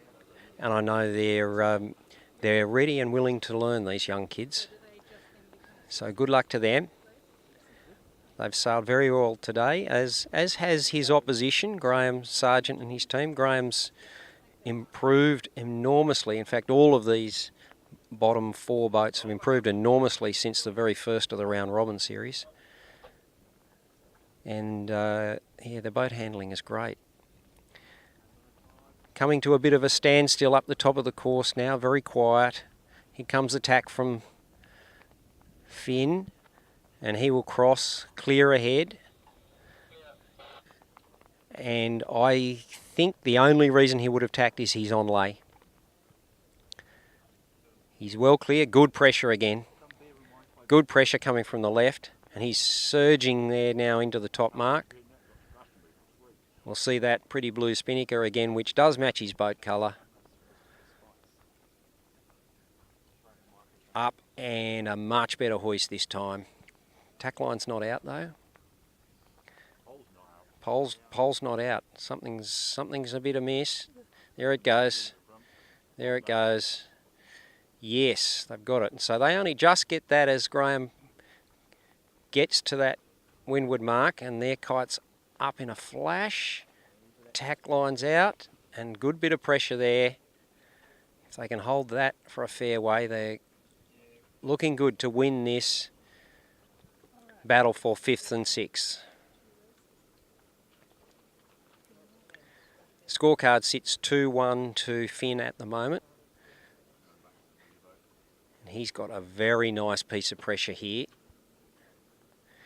And then as I look across the course to their right, I can see a little bit of pressure coming down as well. So if they can cross and get into that, they should be able to lead all the way in. They're holding at the moment. There is good pressure there. And Graham's showing his ability to sail nice and low and sail a better VMG downwind than a lot of the crews. Finn's going for a jibe now.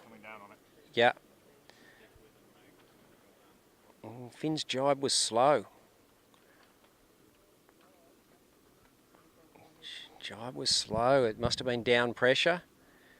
And Graham's kept going and got a big shift from the right.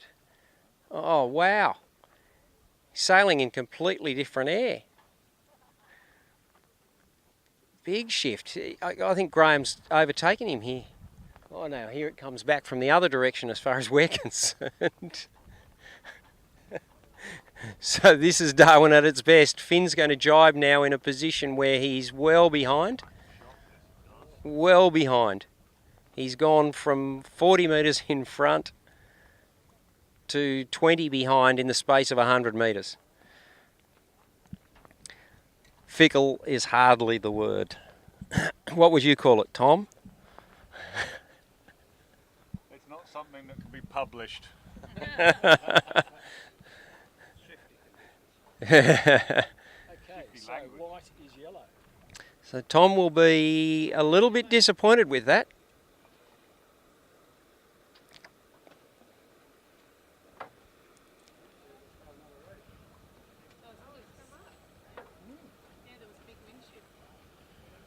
It's come right back. It's gone 100 degrees to the right, that breeze went.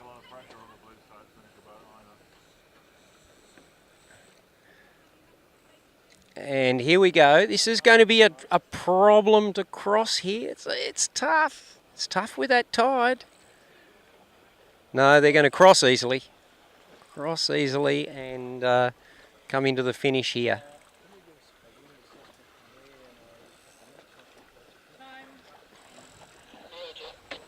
Blue boat?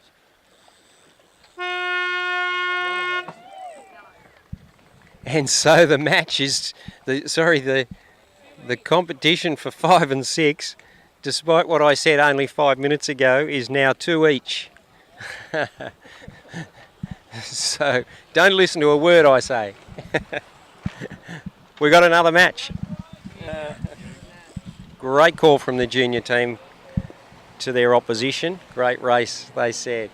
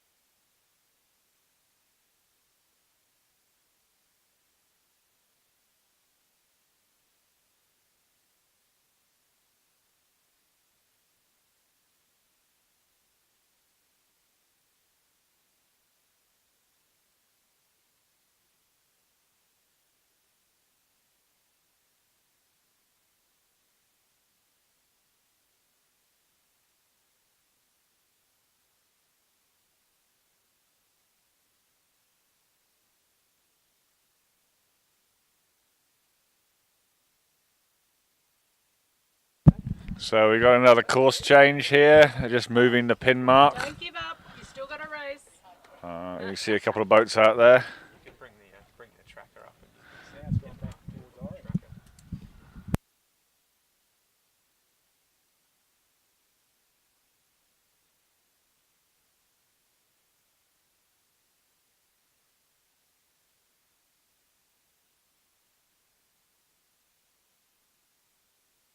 So we've got a tracker.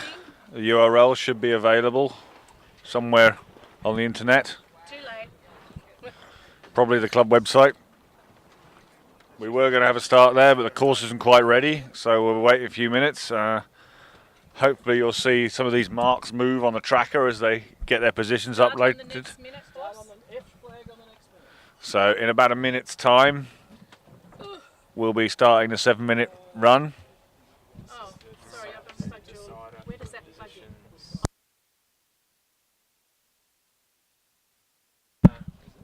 So this is the last race, second last race. This is the last race in this. This is the last race in this, and then there's going to be 2 of this one. Okay, so this is the last race between the 2 NT teams, deciding the 5th and 6th place, The first 2 of the semi-finals. and then we'll have the first 2 of the semi-finals.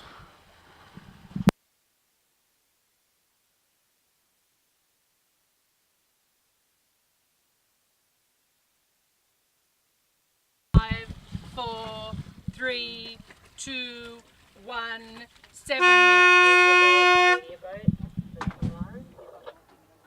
Yeah. Got to keep it going for 4:21. Did you say that too? Collecting people. Just wondering if you can explain Mary Woodrow. Yeah, so this is the current scores. That was the 7-minute gun for the last match, Finn versus Graham. That's NT adults versus NT youth. Everyone's using names, and I was told teams, so I would have put the scoreboard on screen the other way around. It's just made everything a little bit more complicated, but at least you know where they're from. So Finn in the youth team will be in boat number 3, entering yellow. 9, 8, 7, 6, 5, 4, 3, 2, 1, 6 minutes.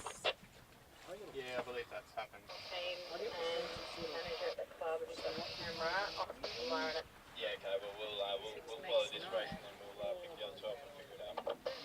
we'll throw him onto the media boat and you let us know who for relieving. And we're going to ask, maybe you can find out if Tom, Vincent and Joe are interested in doing some commentating.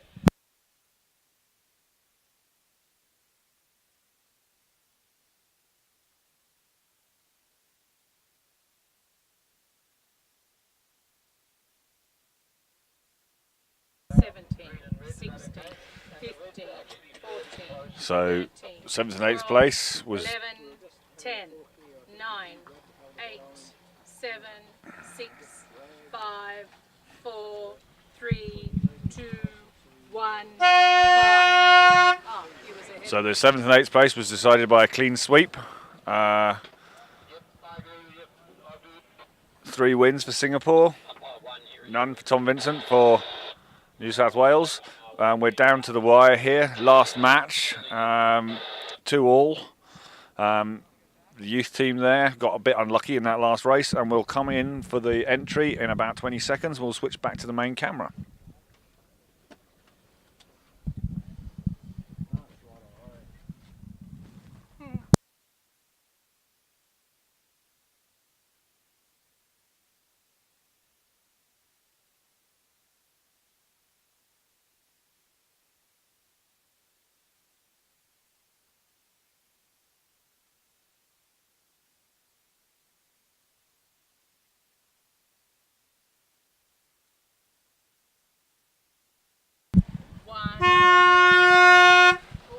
So boat 4 in the far end of the line, and coming into shot now is boat 3. Youth versus experience, both NT teams. Are you finished with my power for a little while? Holding below. Yeah, I've just gone into dim mode, so. Holding below. So this will decide local honour. Borrow it back. Battle of the generations. Just tag team it all day if you need.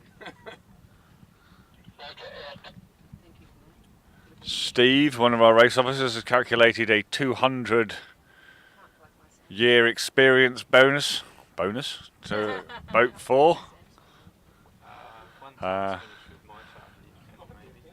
Is it a USB 3 or? 3 minutes. Depends how new is it? Model is it?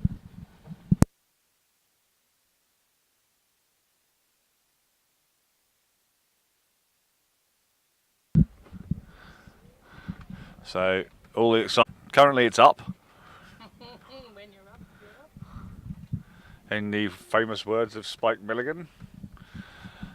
Oh, we won't do that one, it's a little off colour. It ends up with, when they were only halfway up, I was arrested. You can look the rest up, I'm sure it's online somewhere.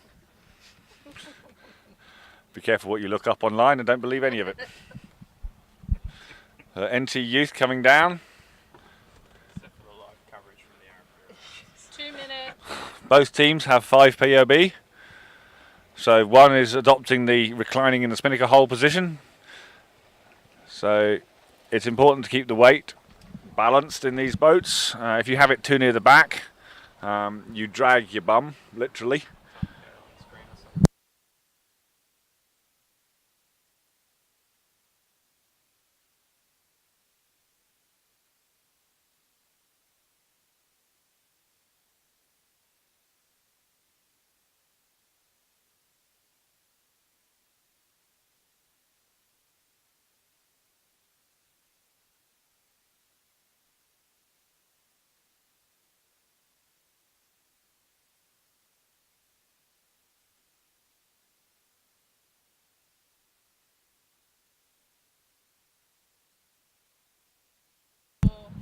Three, two, one.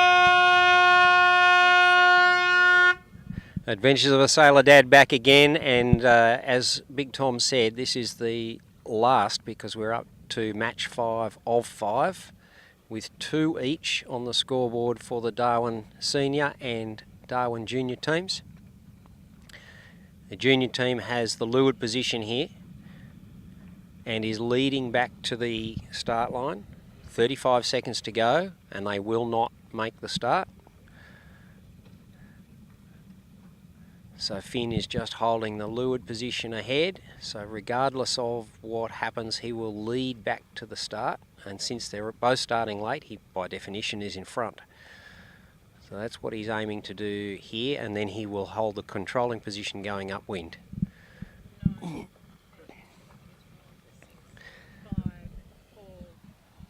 Here comes the start.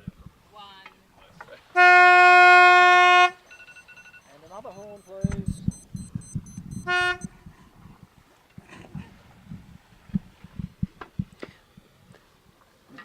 Blue boat was over the extension of the line and has now come back behind the extension of the line. So yellow, being the youth squad, is now coming round past us and will lead by a boat length. Around us, harden up, and they're aiming for the orange mark up in the top of the course. Pressure is down again, but there is a big line of breeze coming down. I expect that we're going to go from 4 to 10, 12 knots in the space of no time. And that pressure direction looks a little bit right to me. This is tricky. The current is absolutely pumping and these boats are going to windward at a rate of knots.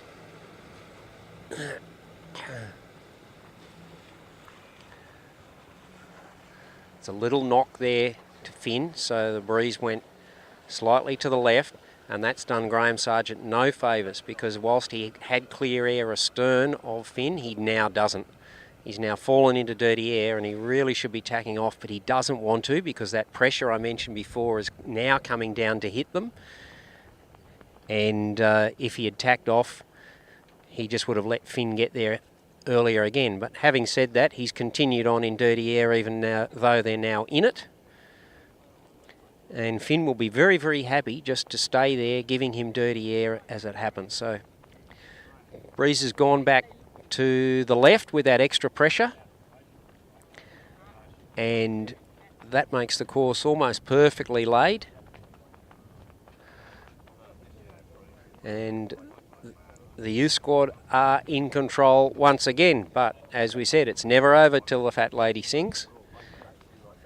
And she's sung often already this morning.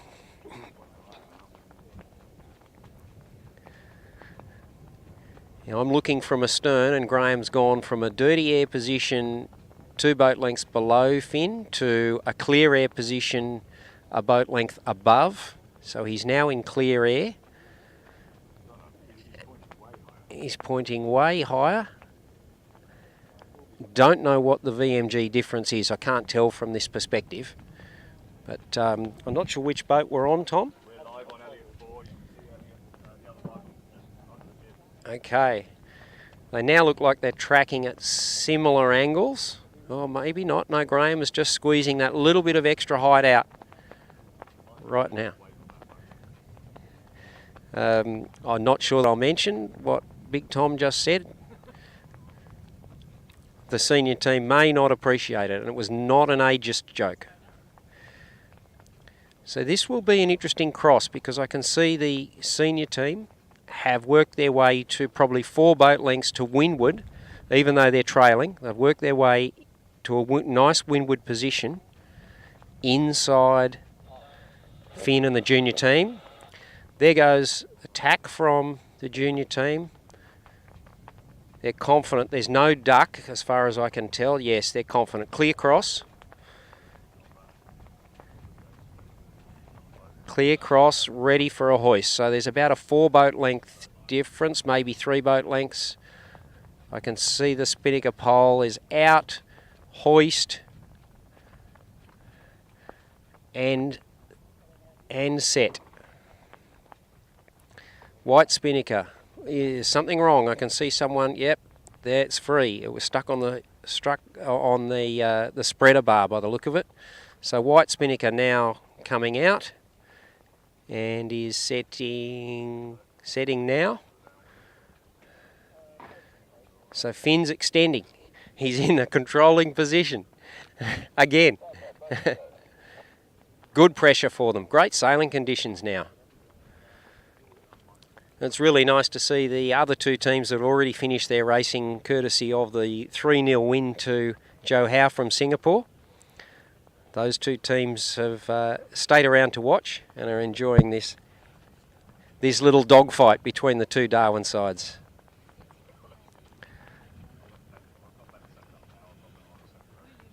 As Finn and his team are heading out, they won't be too far away from the ley line with the way the current's running at the moment.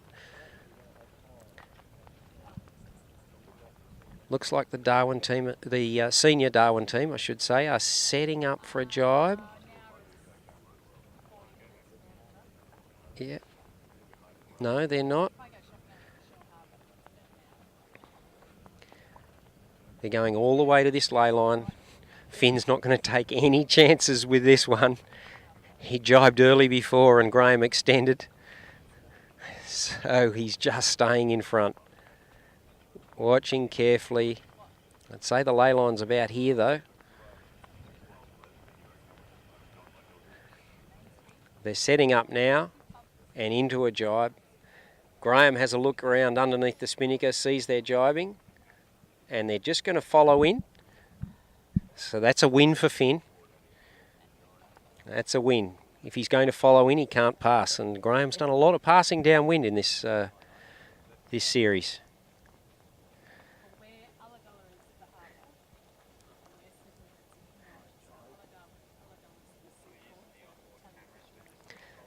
So the lead is approximately 5 boat lengths. As we come round for the bottom mark the first time, no course change. Breeze has gone a little bit to the right, but we'll hold with no course change.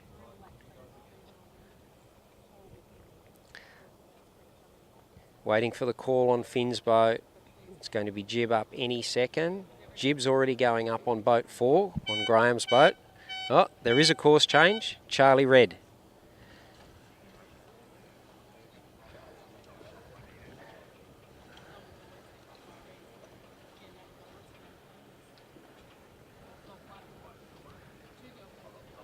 Nice rounding from the Darwin Junior team. Boat 3. And they'll try and make sure that Graham's in dirty air from the second he comes round. And you can see the current taking them to windward. Graham tacks. And Finn tacks. Straight on his air, and they're heading right of the mark that they last went to. They're now heading for the red mark, which is about 100 metres to the right of the orange mark they rounded just then. That's because we changed the course at the bottom here. So Finn's sole aim at the moment is to force the trailing boat, boat 4 with Graham and his team on board, force them all the way out to the right so that there are absolutely no passing lanes.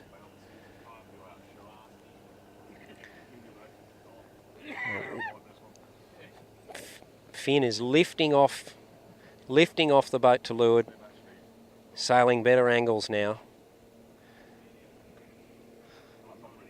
It's a nice little gap, and they won't be too far off the lay at this point. I see Graham pointing.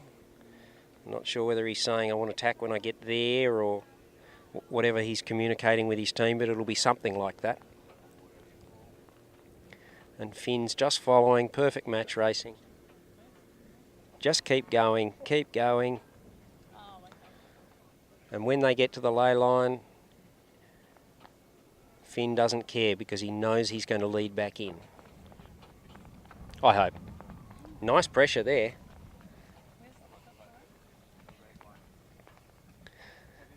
Just heard a comment from one of our bodies on board. Where's the top mark? Because they've sailed past it. And Finn tacks ahead, and then Graham tacks. So Graham sails half a boat length further than he needs to because he can't sit in dirty air all the way back. And they're going to end up reaching back into this top mark, is my guess, because yep, they are reaching. I've heard from Tom. He's got the vision on board. So they just 2 sail reach back into this mark, so they're making the course a lot longer than it actually is.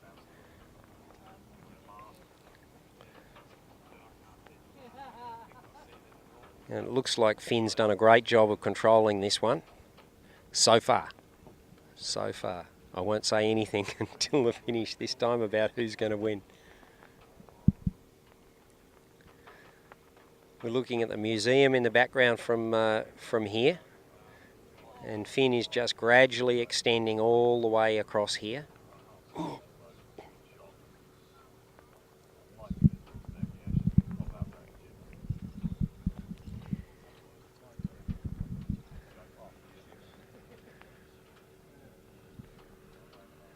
This is where it gets a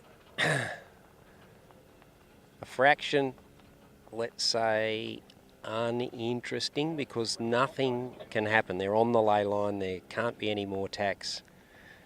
All this guy behind can do is follow, and the leader doesn't want to do anything silly. He's just going to continue on.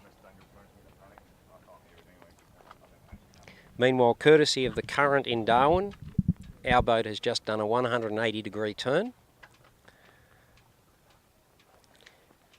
And we hit an anchor, extended anchor line, and we're just turning back again. So here's Finn doing it's going to end up a 270-degree turn by the time he comes around and sets his spinnaker. There it is. He stayed clear above the approaching starboard tack boat, so he's got to be careful, even though that boat's on another leg of the course. It has right of way being on starboard. Spinnaker is set, and he's got a nice puff to head off with. Yes. History's not in his favour, I heard from the back of the boat. Yeah. He lost a lot of speed, bore away too much by my mind. He hasn't Yeah. even tideful yet. He's running much deeper. Yeah. Euclid's got a bit of a head start. Yeah, they've got a bit of steam on there, haven't they? Soaked before. Yes, he soaks really well.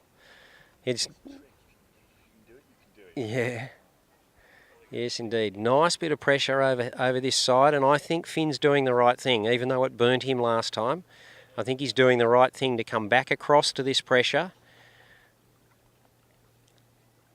and then he can cover from to leeward.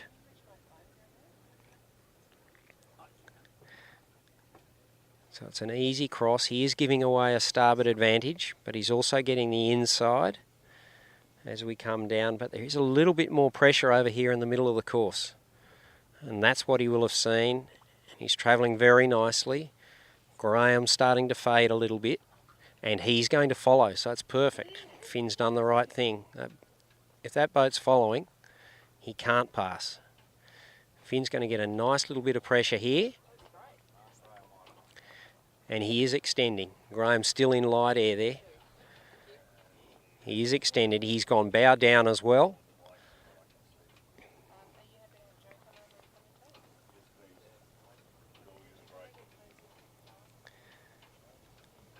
Yes, great pressure. His bow has just come down about 25 degrees, as has Graham's, and with this current, he will have a very short jibe back into the finish. Yes, White Spinnaker pointing at his transom now. He would be heaving a sigh of relief, but I'll say nothing. But there is good even pressure for him to come all the way into the finish here.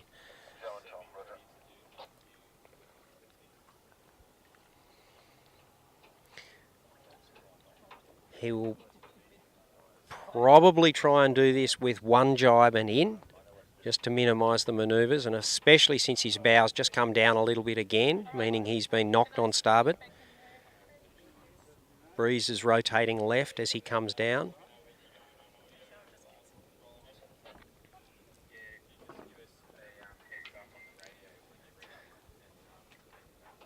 So we have about a 25-30 metre gap between the two.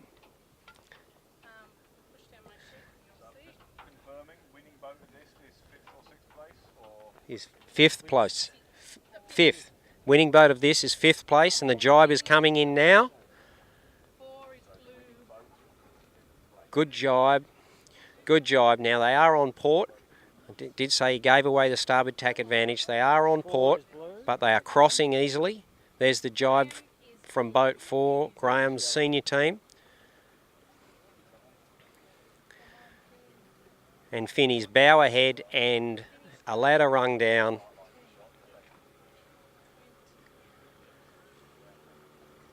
And it's looking like it will be a win and 5th place as they jibe now. And ready for the cross. Now. And that's a great win for the juniors. and they're over. They're over. Jumping in. You got that shot?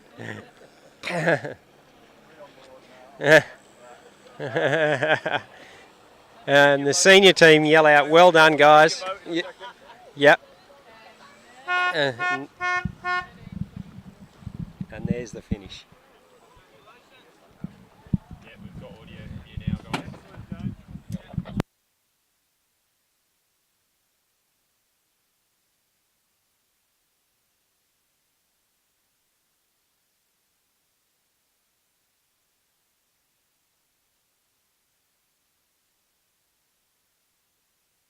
Good sailing today. Yeah, it's pretty tricky conditions all throughout, I'd have to say. So tricky. Very hard. Done. We're just live here on Facebook, YouTube, on the audio and video. Congratulations, you. Thank you. Went for a bit of a celebratory swim at the end there, did we? Yeah. Get a bit hot on board. How are you? How was all that for the day? Good recover? So intense. Just any mistake, you're just done for. So really about minimising those mistakes. Well, you certainly left it to you run to the end there. 3-2s, all down to the wire. Yeah. Do you thrive better under pressure, do you, or? 11th hour racing. Yeah. Well, maybe next time go for a 3-0. It just makes it a bit easier on the. Didn't get enough sailing in throughout the week, so decided to push it out a bit today, get some more hours in. Fair enough. What's next on your agenda, guys? Australia made. Yeah, Oz made. Another one up here. So When about is that? June, July. Yeah. July? yeah. Oh, that's normally a good one up this end of town. Normally have good breezes for that as well. Yeah, it should be a bit better than this tricky stuff. So You get out much with the youth development squads, get training up here. You got a pretty full team going, don't you? Yeah, we've got 5 of us. There's a couple of fill-ins every now and then, but we try to get out at least once a week, usually 2 times a week. It's pretty good. Pretty good. Must be good to have some competition up here. Really push you and really drive you on those videos. Yeah, they boost us a fair bit. Well, good race there, crew. Thanks. off the team. Oh well, congratulations anyway. Thank you very much. Place, certainly worked for it. Shame Yeah. you just missed out on the top 4, but nonetheless, wonderful result. Thank you very much. Thank you.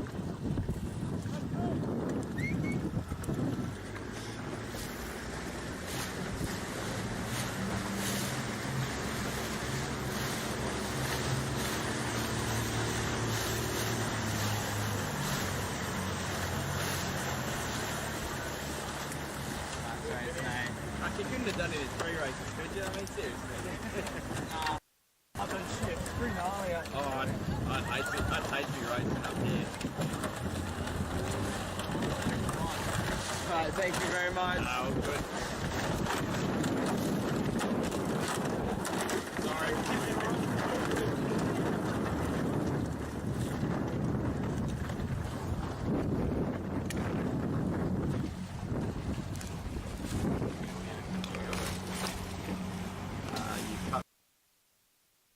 Alright, copy that. Tomorrow and Medieval, were you chasing us?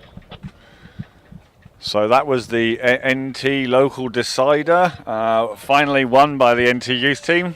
Tried to jump in the sea before we could interview them, media boat that got there.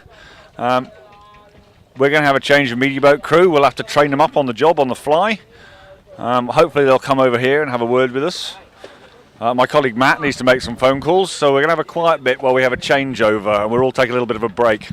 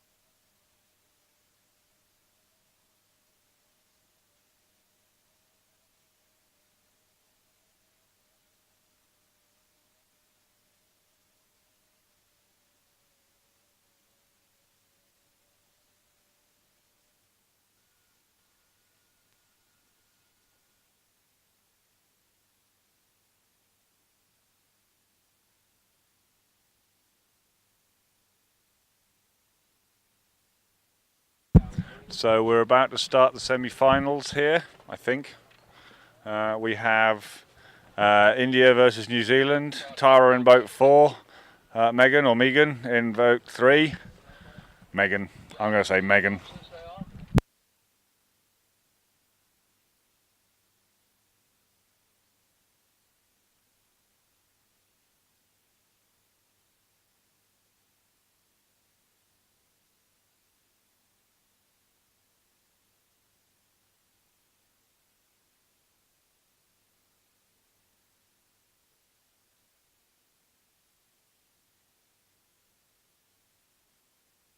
Three, two, Charlie one. Green with the Is that on? Oh, it was on. I gave it to you. You're live. Okay, so Megan is just entering and Tara looks like she's a little bit late. Both boats coming down. This looks like to be lining up for a pretty good match. Both boats have entered.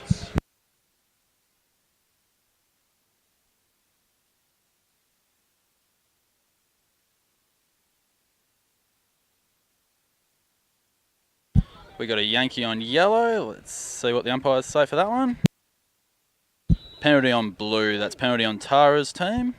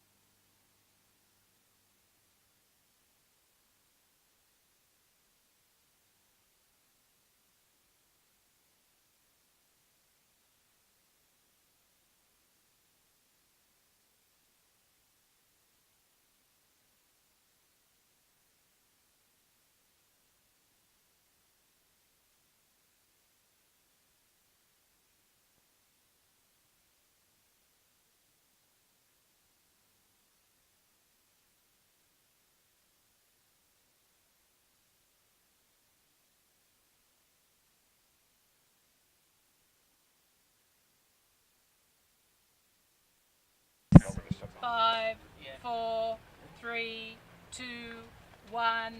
One minute.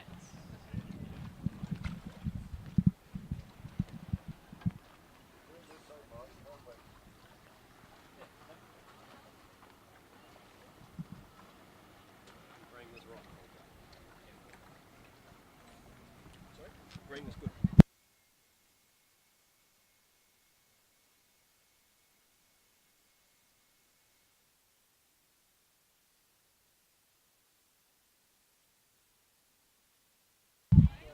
Looks like we're coming up for the final approach for the line. Both teams looking a little bit early. Megan's doing a good job of keeping Tara up, which is nice for a match race.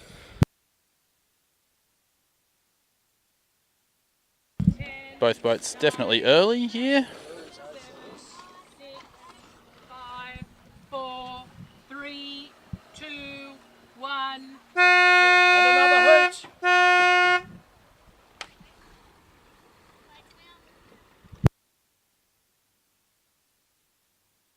Okay, both boats are now racing. Blue still has a penalty to complete at some point during the course.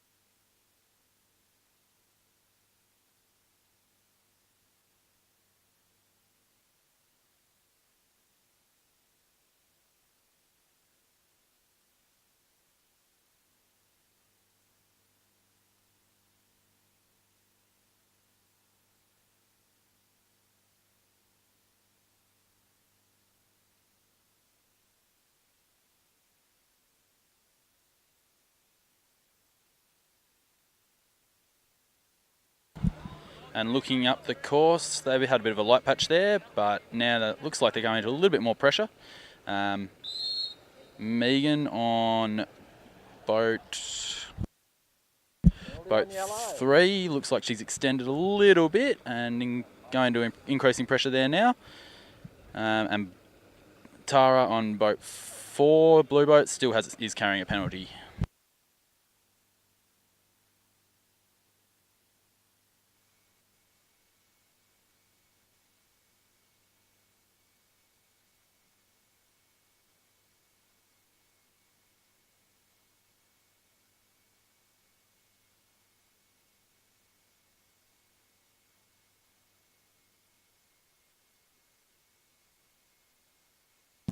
Looking on board Elliot 4 at the moment. Hard to tell what's happening there from the start boat, but they probably want to be tacking soon to get up to the top mark. Megan's just tacked over on top of them, doing a loose cover, making sure she was in between the mark and the boat.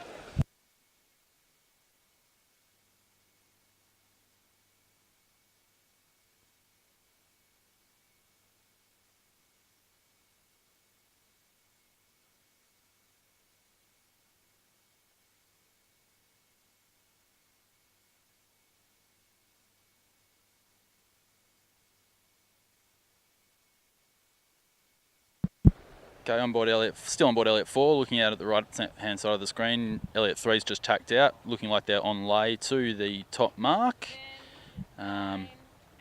Looking like they're having a pretty clean race here.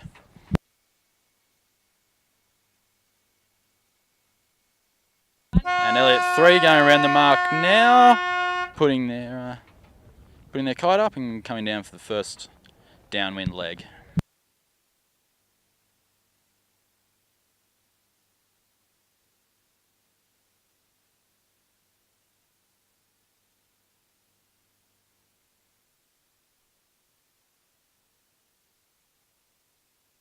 Looks like boat 3 with the New Zealand team of Megan skippering, having a pretty solid lead here.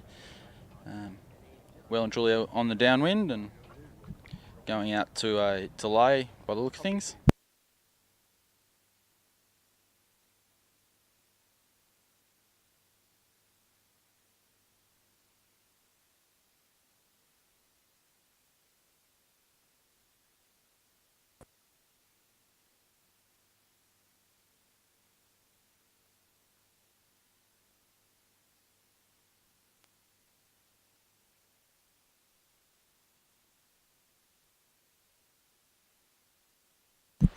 Looks like both boats are jibing here, on board with the media boat. And both boats are jibed, looking like blue is about on lay, coming on, not quite on lay for the bottom mark. They'll probably need to put another dig in. But boat 4 is very much higher and will definitely have to do another couple of jibes to get down.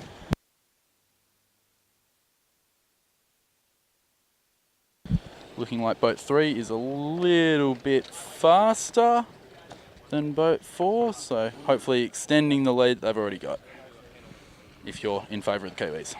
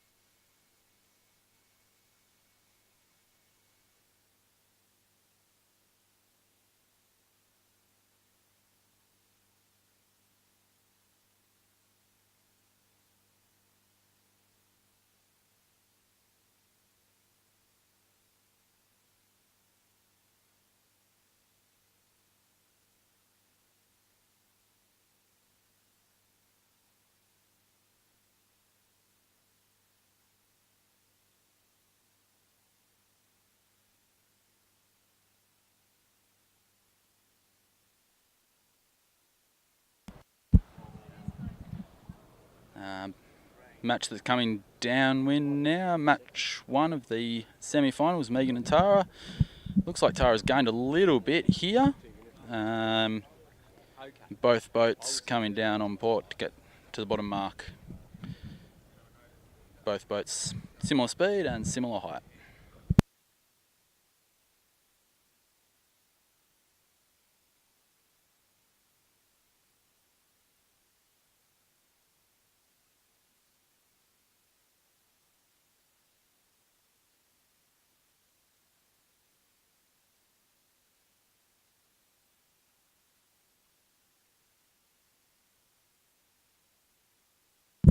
And looks like Megan's boat's going to a jibe to come down to the bottom mark. And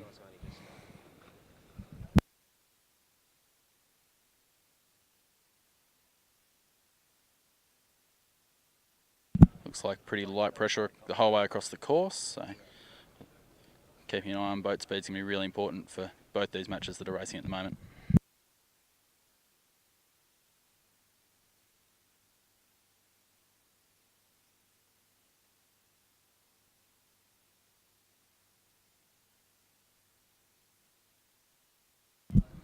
Boat 3 looking like going for a nice, slightly early but clean, smooth drop before they get to the mark.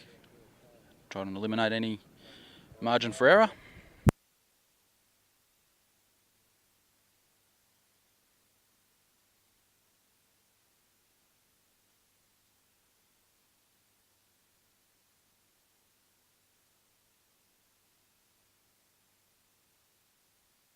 And semi-final match 1 has had a change of course. They're now going to the red mark with that lighter breeze and a slight bit of a shift as well.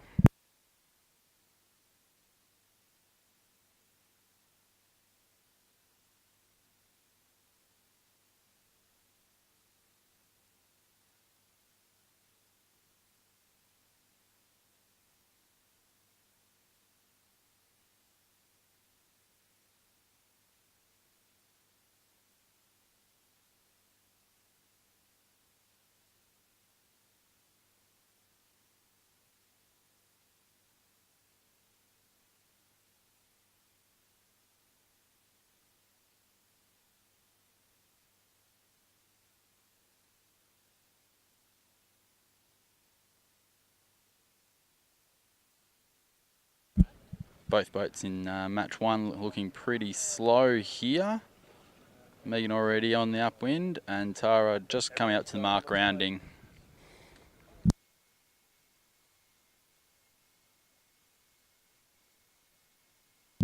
On board with the Indian team at the moment. Looking like they're coming around the mark, trimming on and aiming for their upwind. It's going to be really important that they keep a bit of speed on and keep the boat moving.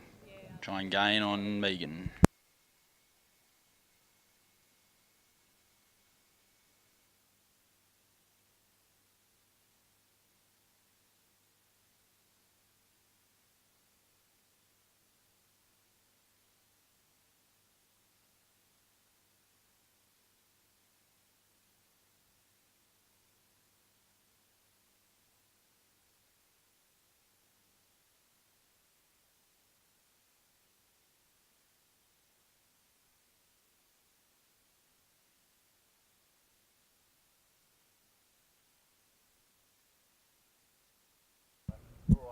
Looks like boats are being influenced by the tide movements up in the NT, getting nice big tides and lots of current up here, so it's going to be important they're not overlaying or keeping an eye on that.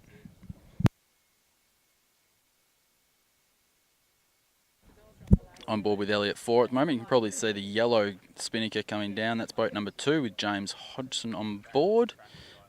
Looking like he's winning his first match of the semi-final.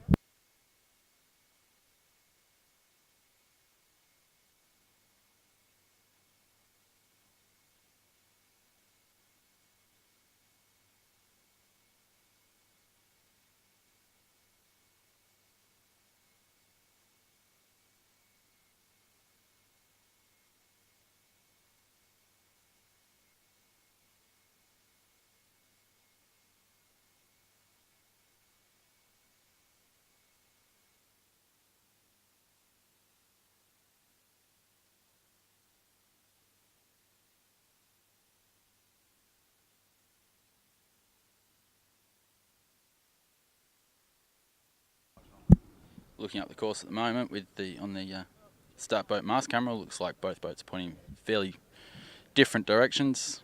It's got to be something to do with the lack of breeze that each boat's got and the current that's coming through the course at the moment.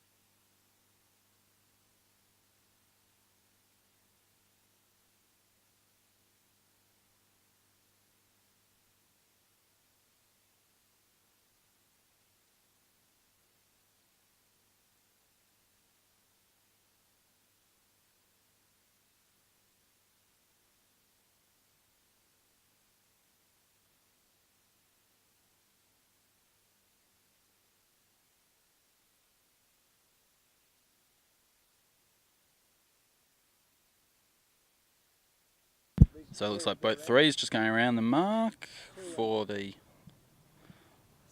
second time. So they're on the way back down to the finish now.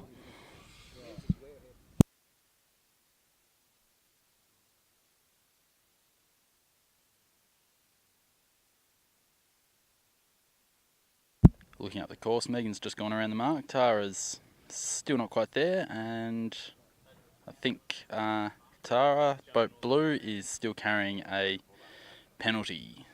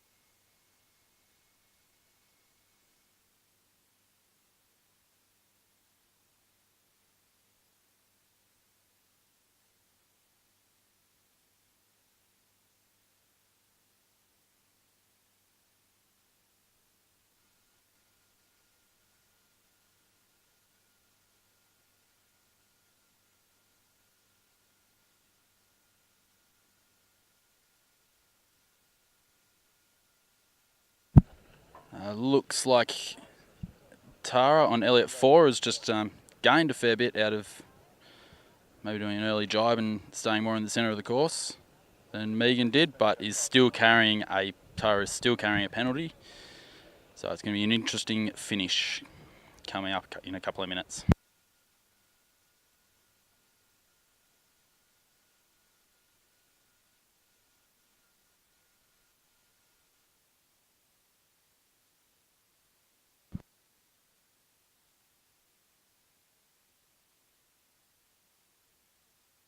Looks like Megan's going to be trying to keep Tara out if she can gain anything here.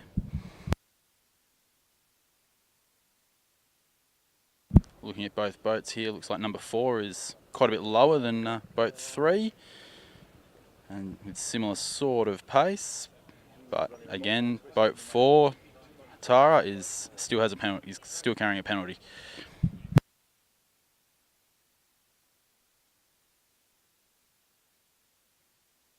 Looks like Tara's jibed, coming towards the finish line. She's going head still up, and she's still carrying penalty, so she's going to have to get that kite down prior to getting across the line. So this is going to be a really interesting finish for match 1 of the first semi-final of the Arafura Games.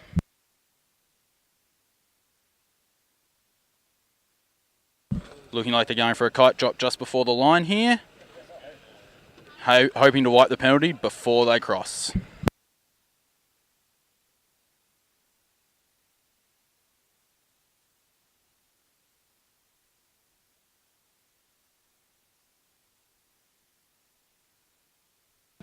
Okay, looks like Tara is wiping her penalty here. And Megan is on starboard coming in, looking like she might get another penalty on Tara.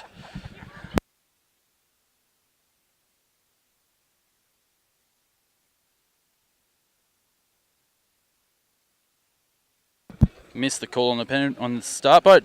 Blue has a double penalty now, so she's going to have to do a penalty as soon as she possibly can. And boat 3 is coming down to finish, making for an exciting match here at the Arafura Games.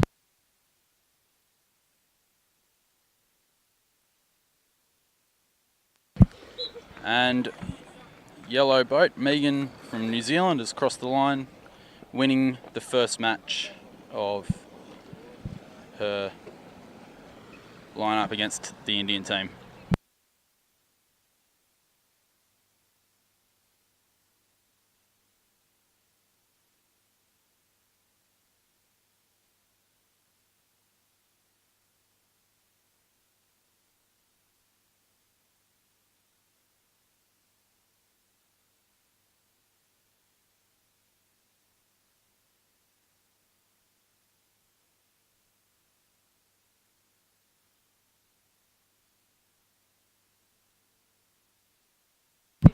This match night might just not be quite done. Boat 4 is displaying a red flag. We'll have to wait and find out what's happening here.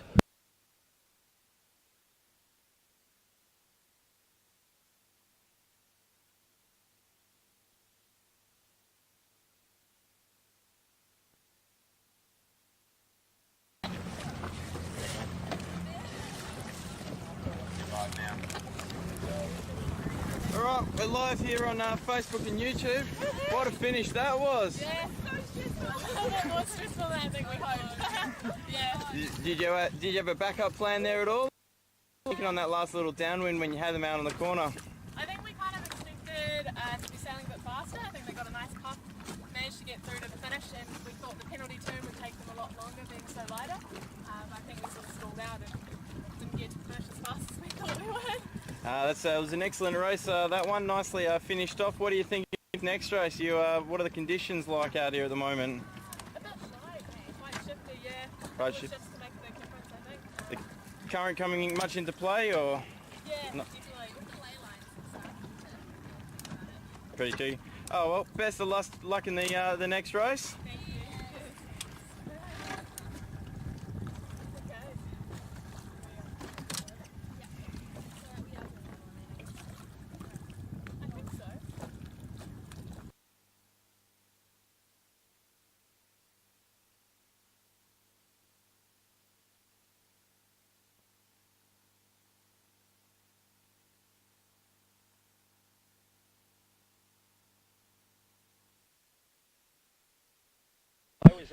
Okay, we have match 2 of the first semi-final.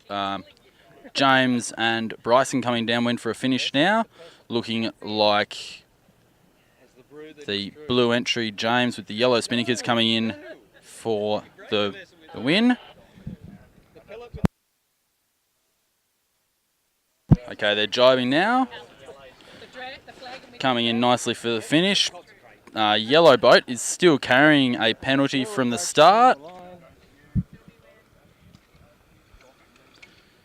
And James bearing away, rolling into another jibe, getting across the line nice and, would say clean, but that wasn't the greatest jibe I've ever seen of his.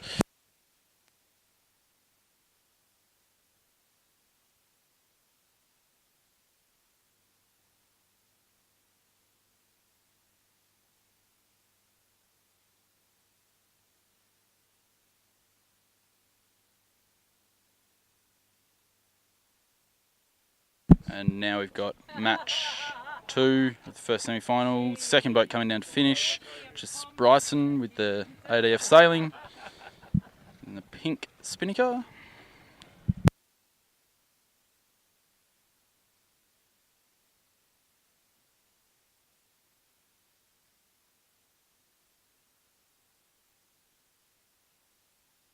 Coming down to finish now, and their penalties are sorted.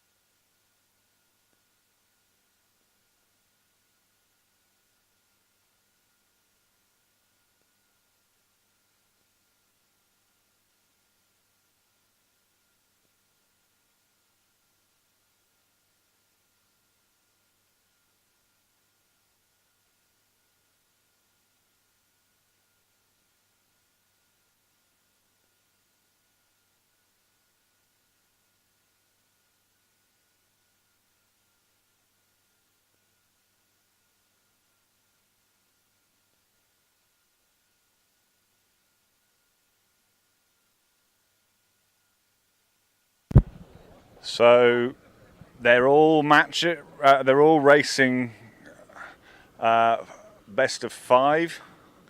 So they'll stay in the same boat numbers and the same 4 teams. We're in the semi-finals now. So what we'll do for the next flight is we will follow the start of race 1 and we'll follow the whole of race 2. So we'll give you the start of India versus New Zealand round 2, and we'll bring you Queensland versus the ADF round 2 as a full race, hopefully. The race officers don't seem very certain either, but that may be another gag that I don't get yet.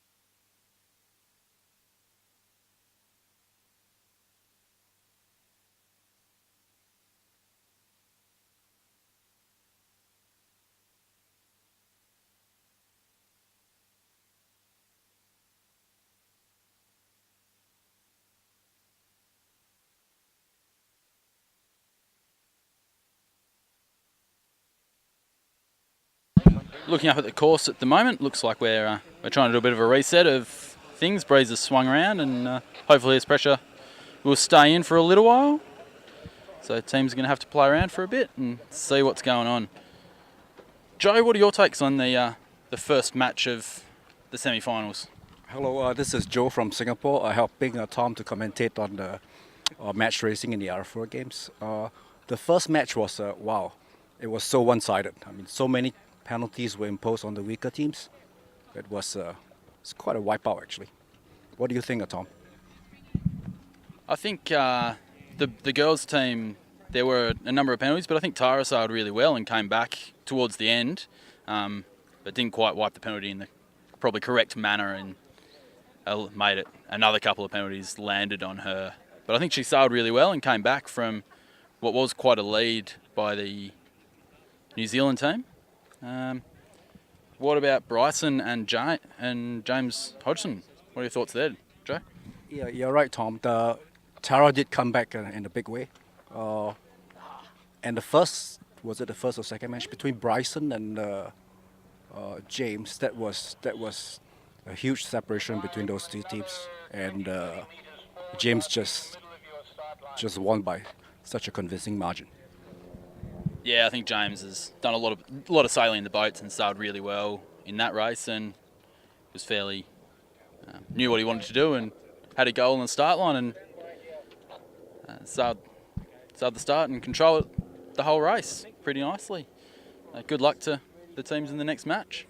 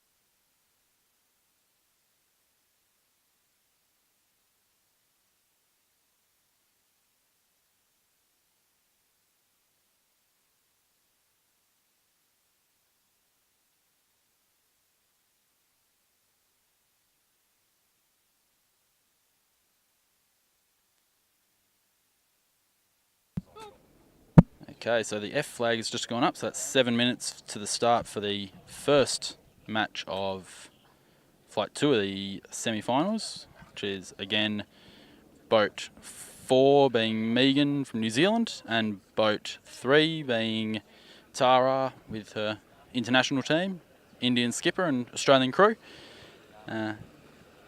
So let's see what happens with this one. A nice close match in the last race, so hopefully we get some more of that.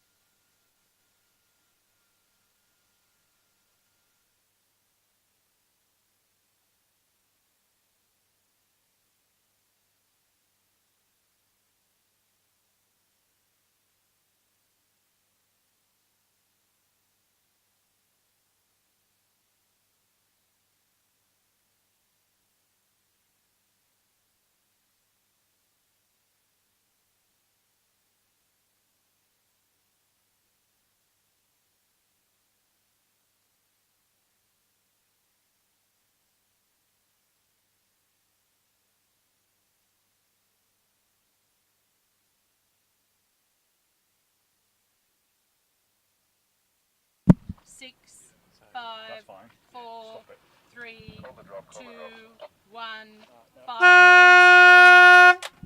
That was the 5-minute gun for, and we've got an AP going up.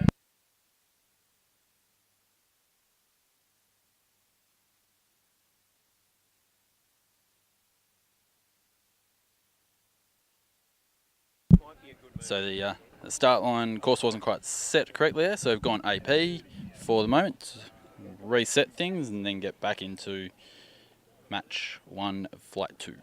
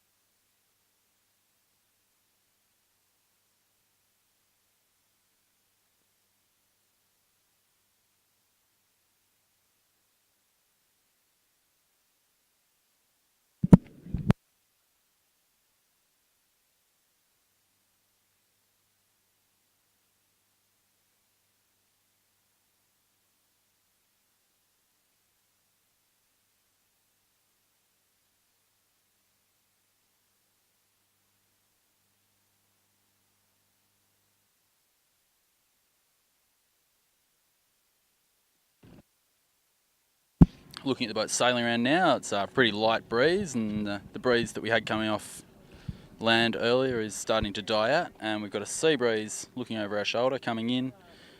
Hopefully that comes in fairly quickly and we can get some new races underway.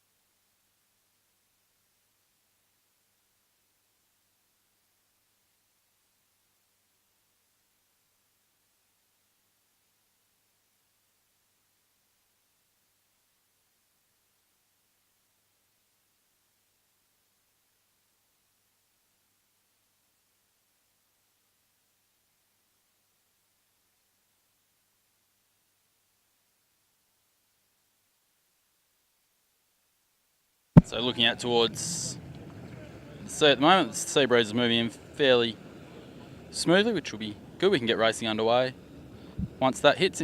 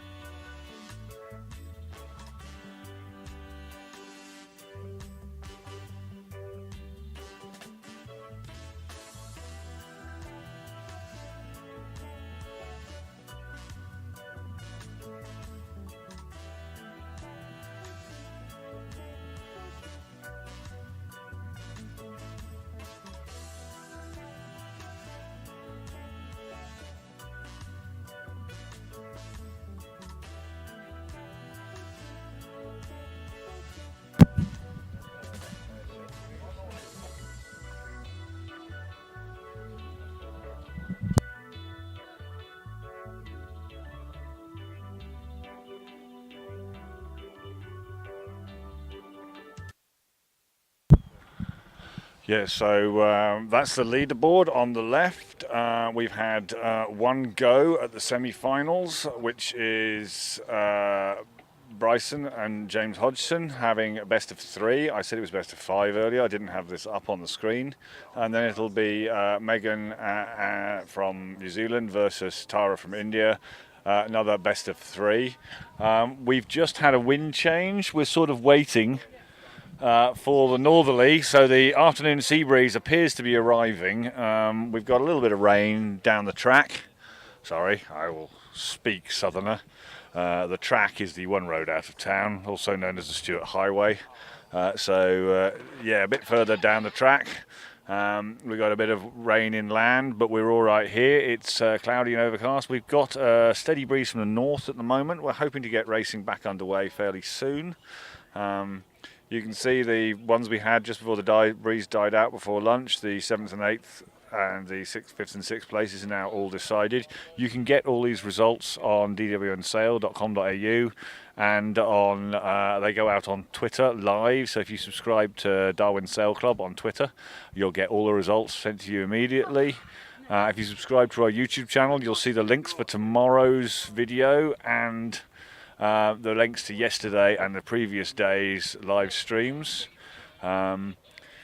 Live on Facebook today, I will try and put a shareable link up as well. Facebook changed their policy on streaming on May the 1st and a little bit early, I think, by our time zone, because I couldn't get it to work on the 30th either. So I had no trouble the week before. Best laid plans. Anyway, we've got a northerly. We're just swinging the course around. I will see if I can bring the tracker up. It's a little bit delayed. We're going to work on that for tomorrow. And I think Tom Vincent looks like he wants to say something. No, he doesn't. In that case, you'll just have to read the on-screen display for a second. I'll move over to the tracker.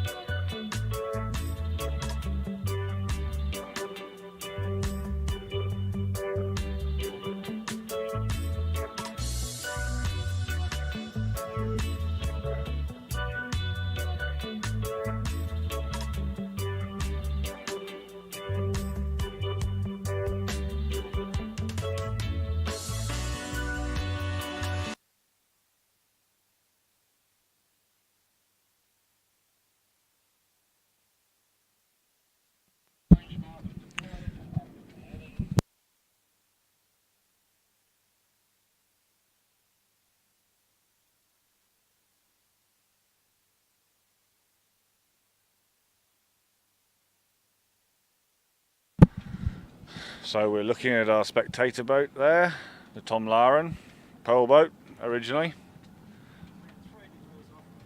Famous pearls in Darwin.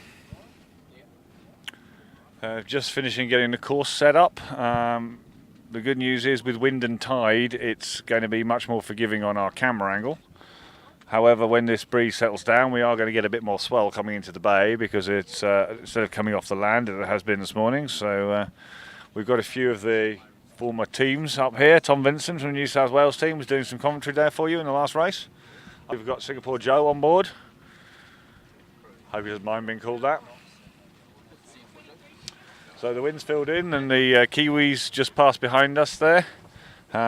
They did really well on the downwind leg because they had lots of twist in their main and they haven't got their vang back on, and we've got 10, 12 knots of breeze. Nah, maybe 8 to 10 knots of breeze. 7 knots, says the machine. I, for one, welcome our new robot overlords.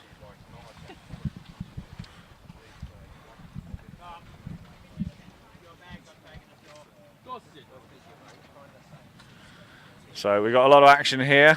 Various boats flying around.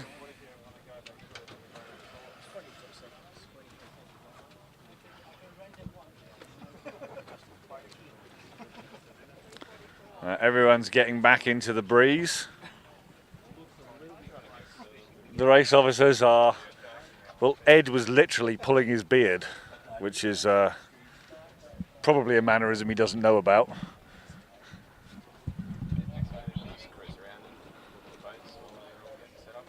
We've got our club manager John with his big lens out on the media boat.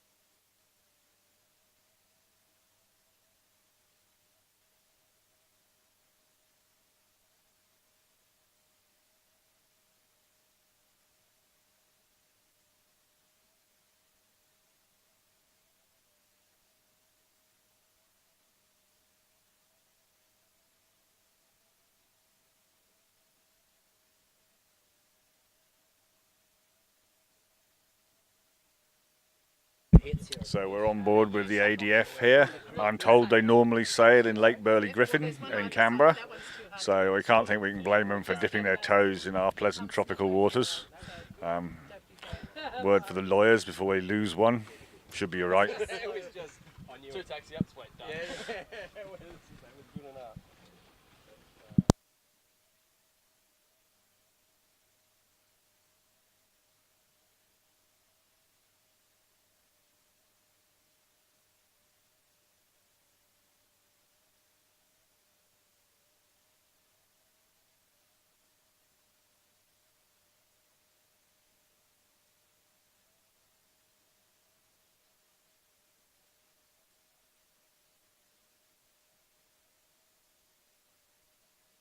F on, oh not this one, the one after. down.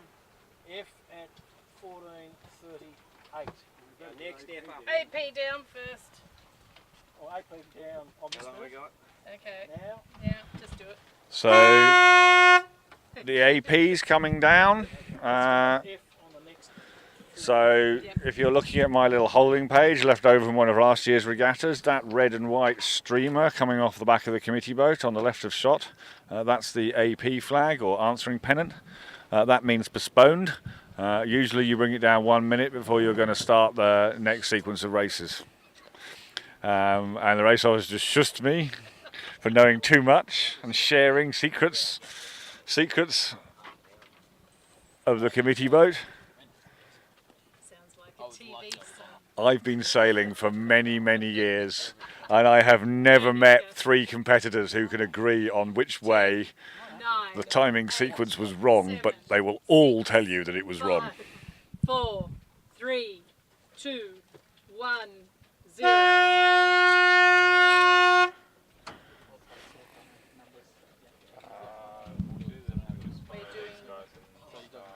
3 and 4 to start with. So we're following boat 3 and 4, which will be Megan and Tara. Megan in boat 3. Yes. Megan, I haven't worked that out yet. I am not going to attempt accents on this live stream, Ed, and you should hope not, because if I try and do a Welshman, I will offend the Indian team. And probably vice versa.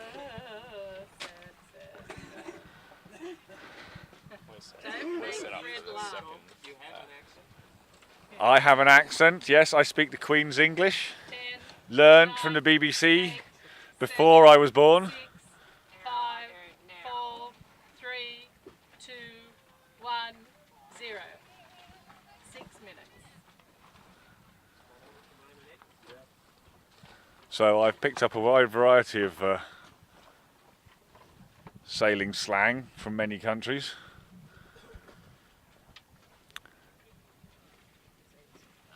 My first arrival in Australia was greeted by intense suspicion.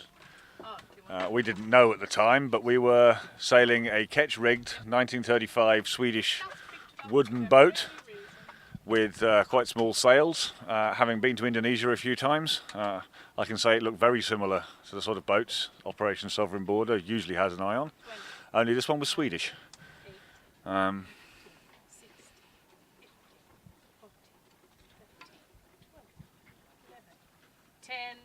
9, 8, 7, 6, 5, 4, 3, 2, 1. So that's the 5-minute gun for round 2. Sorry, match 2. Tom Vincent's taking over, who actually knows what he's talking about. So that was the 5-minute gun for the first match of Flight 2 in the semi-finals. We've now got just over 30 seconds to go, and both teams are holding out and sailing towards the line, aiming to enter bang on time. If they're early, they get a penalty. If they're late, the other team has more chance to attack them. So if you're on time, you're hoping for the other team to be a little bit late. Both teams look like they're going to be a little bit of time to kill for both, but looking like they're pretty well on the ball here. Got 5 seconds to go. 3, 2, 1, 4. That was the 4-minute gun, so both teams are entering for the starting area. Blue boats in, yellow boats in. Both boats have now entered. And no one, seems that no one was early.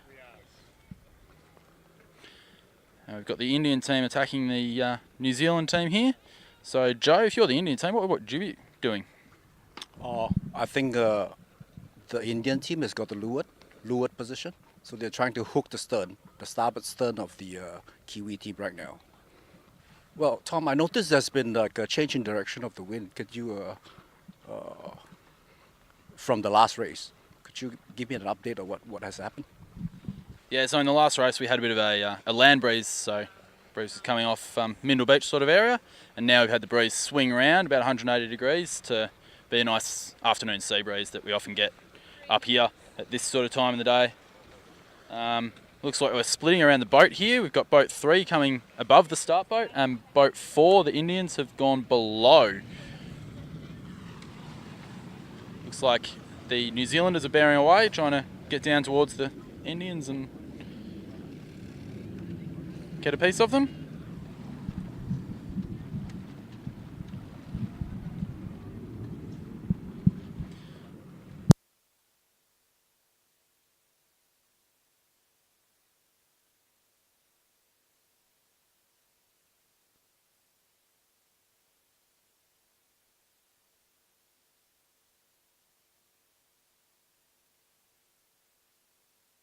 So it looks like both boats are doing some circle work, trying to get some penalties and kill a bit of time prior to coming back to the start over on the right hand side away from the line at the moment, and that's 2 minutes just gone, so we've got 2 minutes to a start.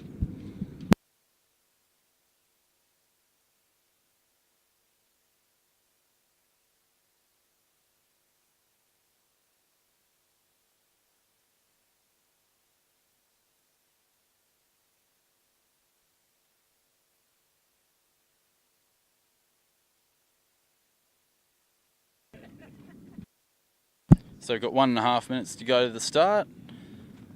Looks like Megan's trying to gain a bit of speed and maybe get down to leeward and push the other team up. And the other team's aiming not to let that happen. Looking down, Tara's just maybe got a bit of an overlap here. Trying to hold Megan up, but that depends on whether the overlap, you can't see that from on where we're standing here.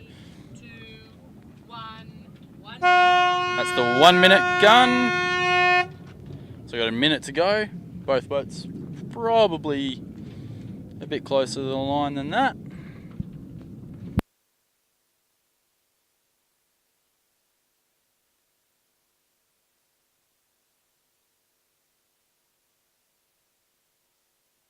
.40 seconds to go. Both teams look like they're trying to kill a bit of speed here and not let the other team get any advantage.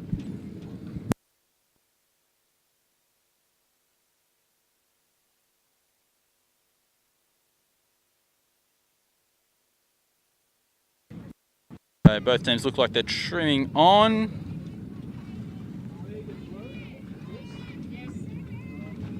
Okay, we got a protest on boat 4, protesting boat 3. 5, 4, 3, 2, 1. And that is a penalty on blue. Penalty on blue. Megan is starting the race with a penalty. Looks like she's sailing a bit faster. She's got to get ahead, and now if she can hold her head the whole race, she's going to have to wipe that penalty.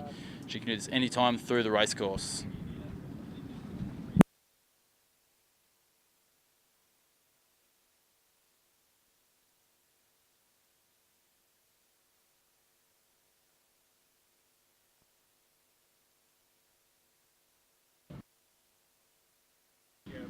Okay, now we have switched over to match 2 of the second flight of the semi-finals. We'll do an update on how the girls are going a bit later on in their race. So we got the ADF sailing team skippered by Bryson on boat 1. He's blue entry. And we've got James Hodgson with a team from Mooloolaba, boat 2. They are yellow. Looking a little bit late here. Both teams looking a bit safe on the safe side, making sure they're not getting a penalty early.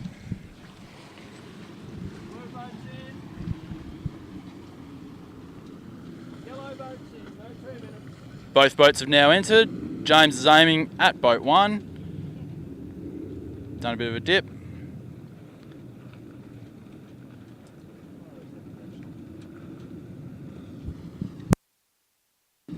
Both boats sitting head to breeze here. Nice classic dial up happening.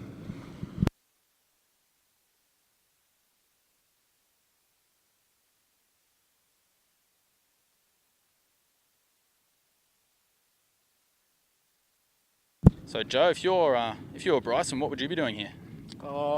I would peel off to the left and make a move, because sitting here is no good. Or alternatively, I could try to drift up to James. You think the separation is enough for Bryson to drift up to him? No, okay.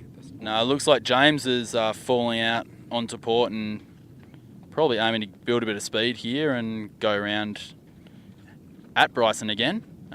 But as Joe said, if you're Bryson, you want to be getting out of there and giving yourself an option to do something. Bryson is kind of slow now. He got dialed up again. Yeah, as Joe just said, Bryson's looking very, very slow in the water. James has got a bit of pace on, so he's very much in a controlling position.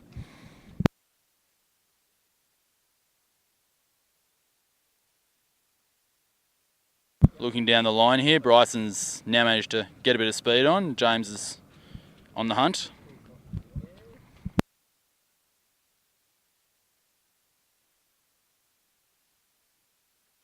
We've got 2 minutes to go. James is probably just going to try and hold Bryson out to the pin end side of the start and not let him come back.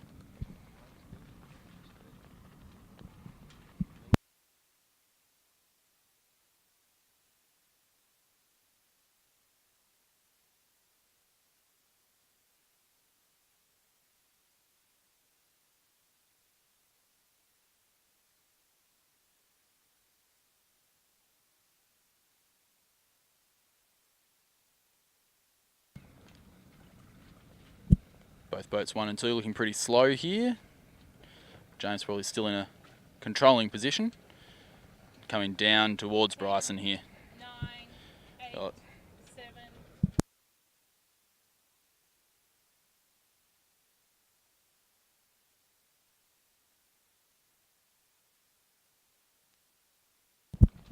A 1 minute gun just went, so they've got just over 50 seconds to go. James has come down to Bryson, now he's tacking back out. Probably coming back towards the line here. Hey Tom, is this what we call the coffin corner? Yeah, pin end of the line is an area you don't really want to get in. Commonly being called coffin corner. It's an area if you're pushed out there and not in the controlling position, it's pretty tricky to get back from, wouldn't you say, Joe? Yeah, that's right. Look at what's happening right now. This James basically have Bryson pinned out. Yeah, so if you're looking at these boats, both James is very much in a controlling position and he's coming back down towards the line, but it's match racing. You don't have to start when the gun goes. You can go for the other boat. James has done a little bit, but now he's coming back towards the start. So that's the start with both boats over the line, but no outstanding penalties once they dip the line again.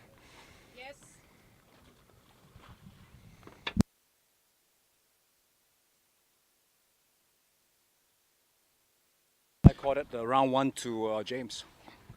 Yeah, start of the match. I think James got that one. Both boats have now started, so trying to get around the race course and sail clean and sail fast is going to be the aim for Bryson. But for James, it's going to be slightly different. He's going to be trying to do a fairly loose cover on Bryson and make sure that he's not getting ahead.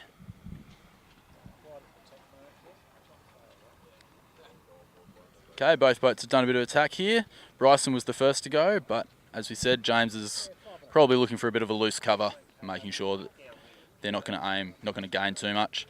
Looking up the course, might not be able to see it on the cameras, but the Megan, the girls from New Zealand, have gone around the top mark, and Tara from India with her Australian crew are tacking now, about to go, sort of coming into the top mark.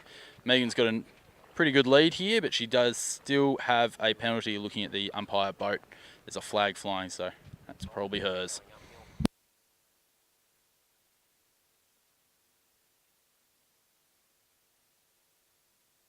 Looking at match 2, Bryson's just tacked again. James hasn't tacked on top of him this time, so James is seeing something that Bryson mustn't have, and Bryson's looking to split and get a bit better pressure.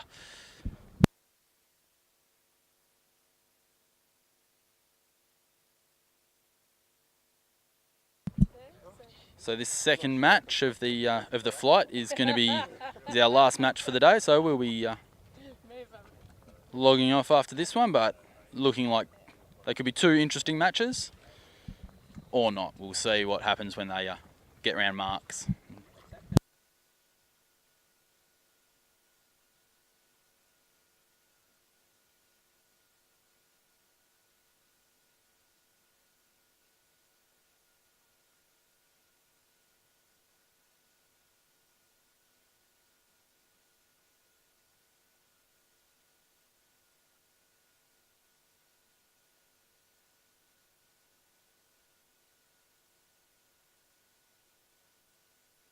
Looking up the course at match 1, it looks like the blue flag, the penalty on the New Zealand team, has been dropped. So we're not exactly sure what happened there, but we'll try and find out in due course.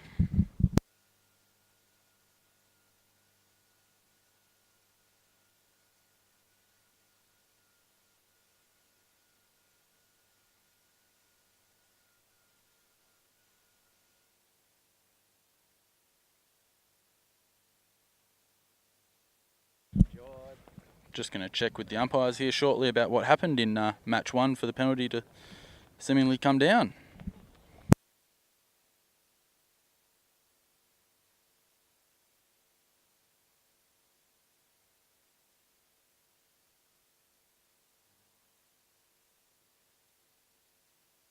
Blue flag penalty, over. Yes, he was cancelled with another penalty. I assume that was a rounding penalty on yellow, over. That's correct. Thank you, umpire. So just got confirmation from umpire 1 that the blue penalty was removed because of an infringement by boat 4. They hit the mark on the way round. So Megan's now just got to sail clean and fast and get down to the line first, and she's got the win, but anything can happen. Have to wait until it's over. Looking up the course at match 2, and boat 2 seems to be in the lead, tacking to probably come out to their final approach.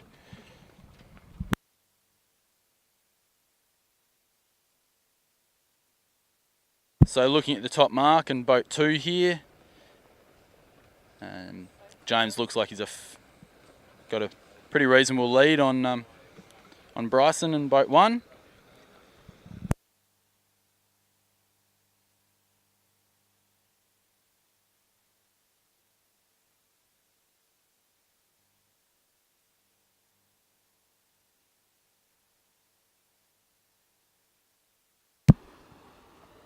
So Joe, if you're Bryson, you're a fair way behind. What do you think you might be able to do? Well, update me as to where the positions are. Is that... So Bryson's in boat 1 with the Darwin Port sign on it. Right. And James is in boat 2 on final lay for the mark. Right. I will tack early to get to the port lay line. That's what I'll do, because I think James is heading for the mark right now. Yep. Yeah, so James is approaching the mark, and looks like Bryson's just tacked out and doesn't want to sit in bad air or anything for too long, and he needs to get out and get to the lay for the mark, and then he can start sailing downwind and hopefully gain a bit, yeah? Yeah, that's quite right.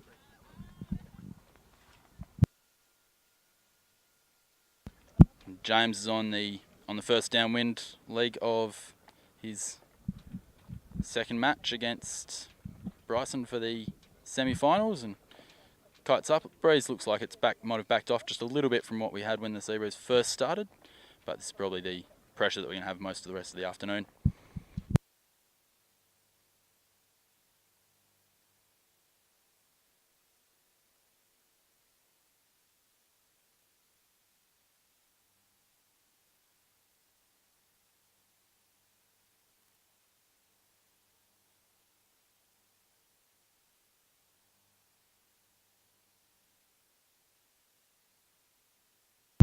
So the sea breeze first started at about 7 knots, and it looks like it's dropped off to 5, and we've got looks like a bit of a storm cloud above us, which isn't meant to happen because it's the dry season in Darwin. Should be having nice 30-degree days and blue sunny skies, but that's not happening just yet up here.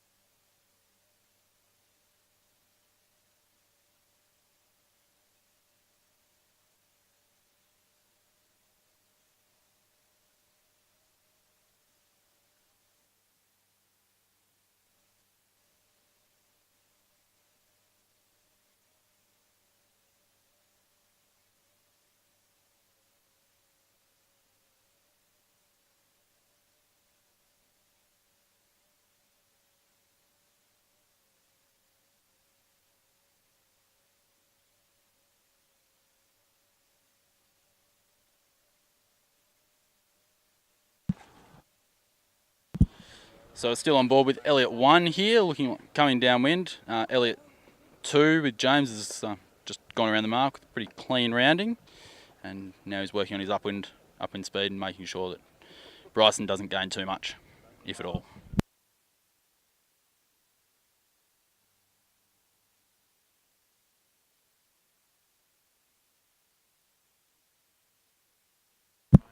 Okay, looks like James is going for attack here. He's getting into it at current out towards the left-hand side of the course.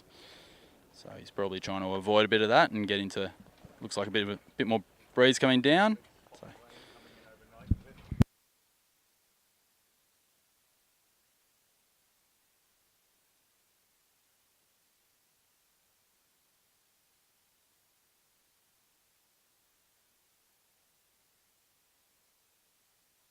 So boat one's just coming into the bottom mark rounding for their end of their first lap, going upwind for the second time here. Not bit of a interesting rounding happening here. So hopefully they can get that sorted and get back upwind as quickly as they can. And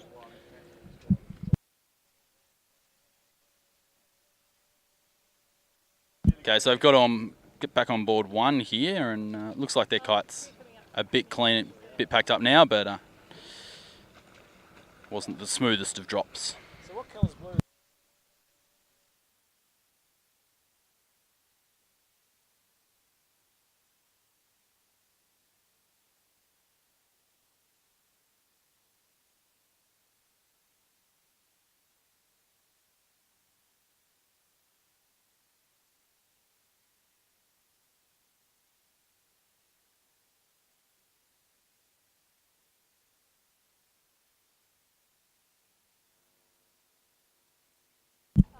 Okay, looking at match one of the second flight of the semi-finals, Megan is coming down to a finish. He's just jibed onto probably pin lay. That's probably enjoying a little bit more pressure than we've had, and coming from New Zealand. Looks like she's sailing pretty quick here and just trying to extend that lead that she's got.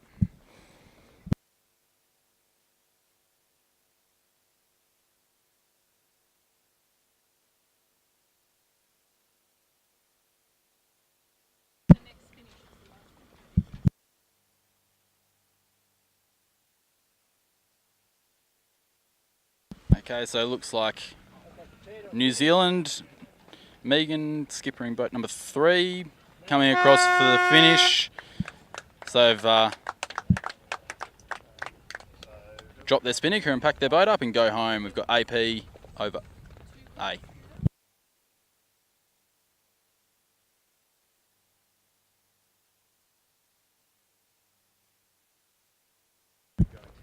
So that's 2 wins to Megan and 0 to Tara for the first set of the semi-finals in the Arafura Games. Looking up the course now, we've got boat 1 on port and boat 2 on starboard. Fair bit of separation between the two boats. Looks like James has been sailing pretty smoothly and pretty clean, and he's just aiming to get around the course without any mishaps and get in for the win. There's no outstanding penalties on their race, and Tara has just finished her race.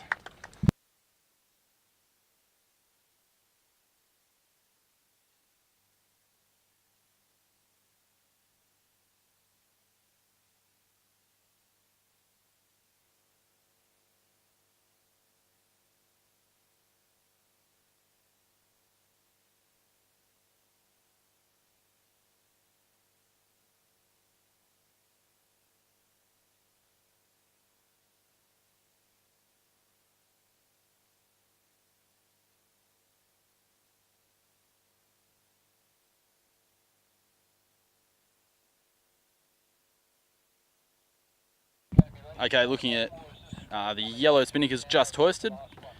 Looking up at it from the start, but it didn't look like the cleanest hoist.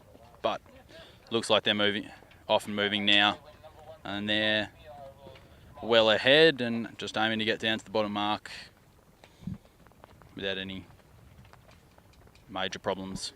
And then they've got the win, and that'll be 2 to James. But it's match racing, and it's not over until the race is done.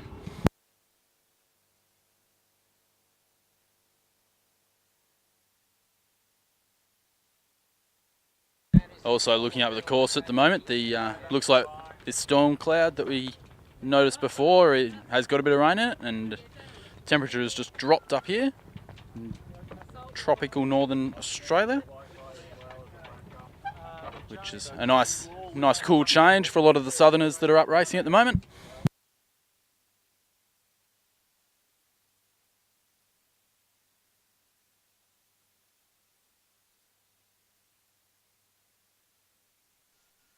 Okay, looking at the boat cam on number 2, this is an interesting move that some of the teams try and get away with a bit.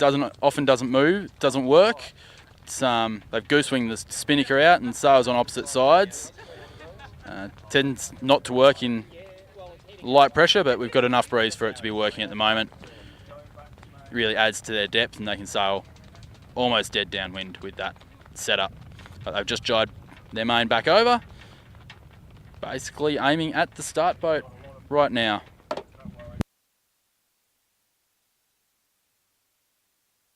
Looks like they're laying the, probably going to lay, might have to do another jibe, but might just be able to soak down and cross the line. Boat 1's just gone around the top mark and coming down with a bit of pressure as well, but not quite enough for them.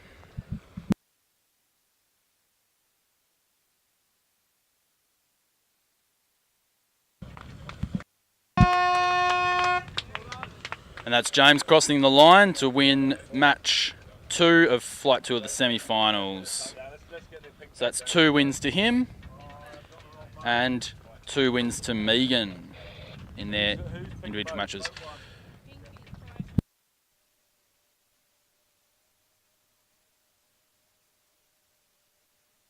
Looking on board with Bryson at the moment, he's coming downwind. Probably want to be jibing soon for him. Going to be going out towards the lay line for the line. So we'll keep on for that and see how they go with that manoeuvre. Bit more pressure has put the teams, made it a bit more interesting for the sailing here. Going into their jibe here, and they're pushing that lay line. They're going to have to be coming in pretty hot to get to this line with the current where it's at. But the jibe seemed pretty smooth. And the kite is set nicely now. But no. Got that lay line pretty well spot on. Not getting sucked down too much by the current.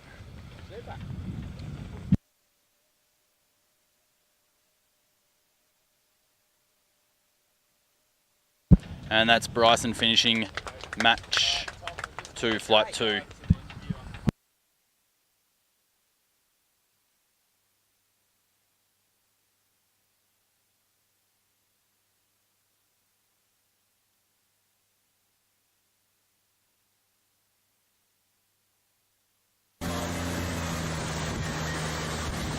James, just live on YouTube here. How's that? Yeah, good. Just got a little storm trying to come through, so... Trying to make your way back before you get wet, is that the theory? That's the main objective. We're just trying to sail around it. But no, really good day. We had a different light shift in first race. So pretty clean, and that was that race. And then same thing, that one just had a bit more breeze from a bit nicer direction, so it was less shifty and happy days and sailed fast and clean. Hey, I've noticed a few times as we're getting out, you're dropping the tiller to do Traveller, Main Street, grab a kite. I mean, is that just normal practice, or what's the thought behind that? He's got the boat nicely balanced, do you? Yeah, the tillers are pretty stiff, so you don't need to hold on to them for too long. So, yeah, through the tack, I'm just tacking the Traveller and straight into the before landing. So, hopefully it's working. I don't know, you probably have a better idea than me. Well, I think your results are speaking for it at the moment. You're not got any losses yet, do you? No, not yet. So hopefully we keep that way, just so clean. I mean, it's working, so we're not going to change anything for the rest of the regatta. Hopefully we'll have a bit of breeze tomorrow and happy days. Well done. Congratulations to you and your team. See you back.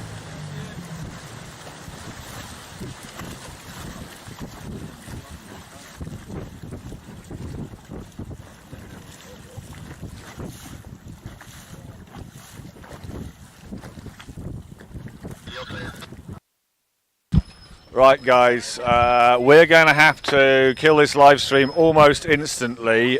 We've got a big rain squall coming down on us, and my laptop is not waterproof. Yeah, we're going to leave that right now. I need that other laptop to shut down. Oh, well, no, I don't.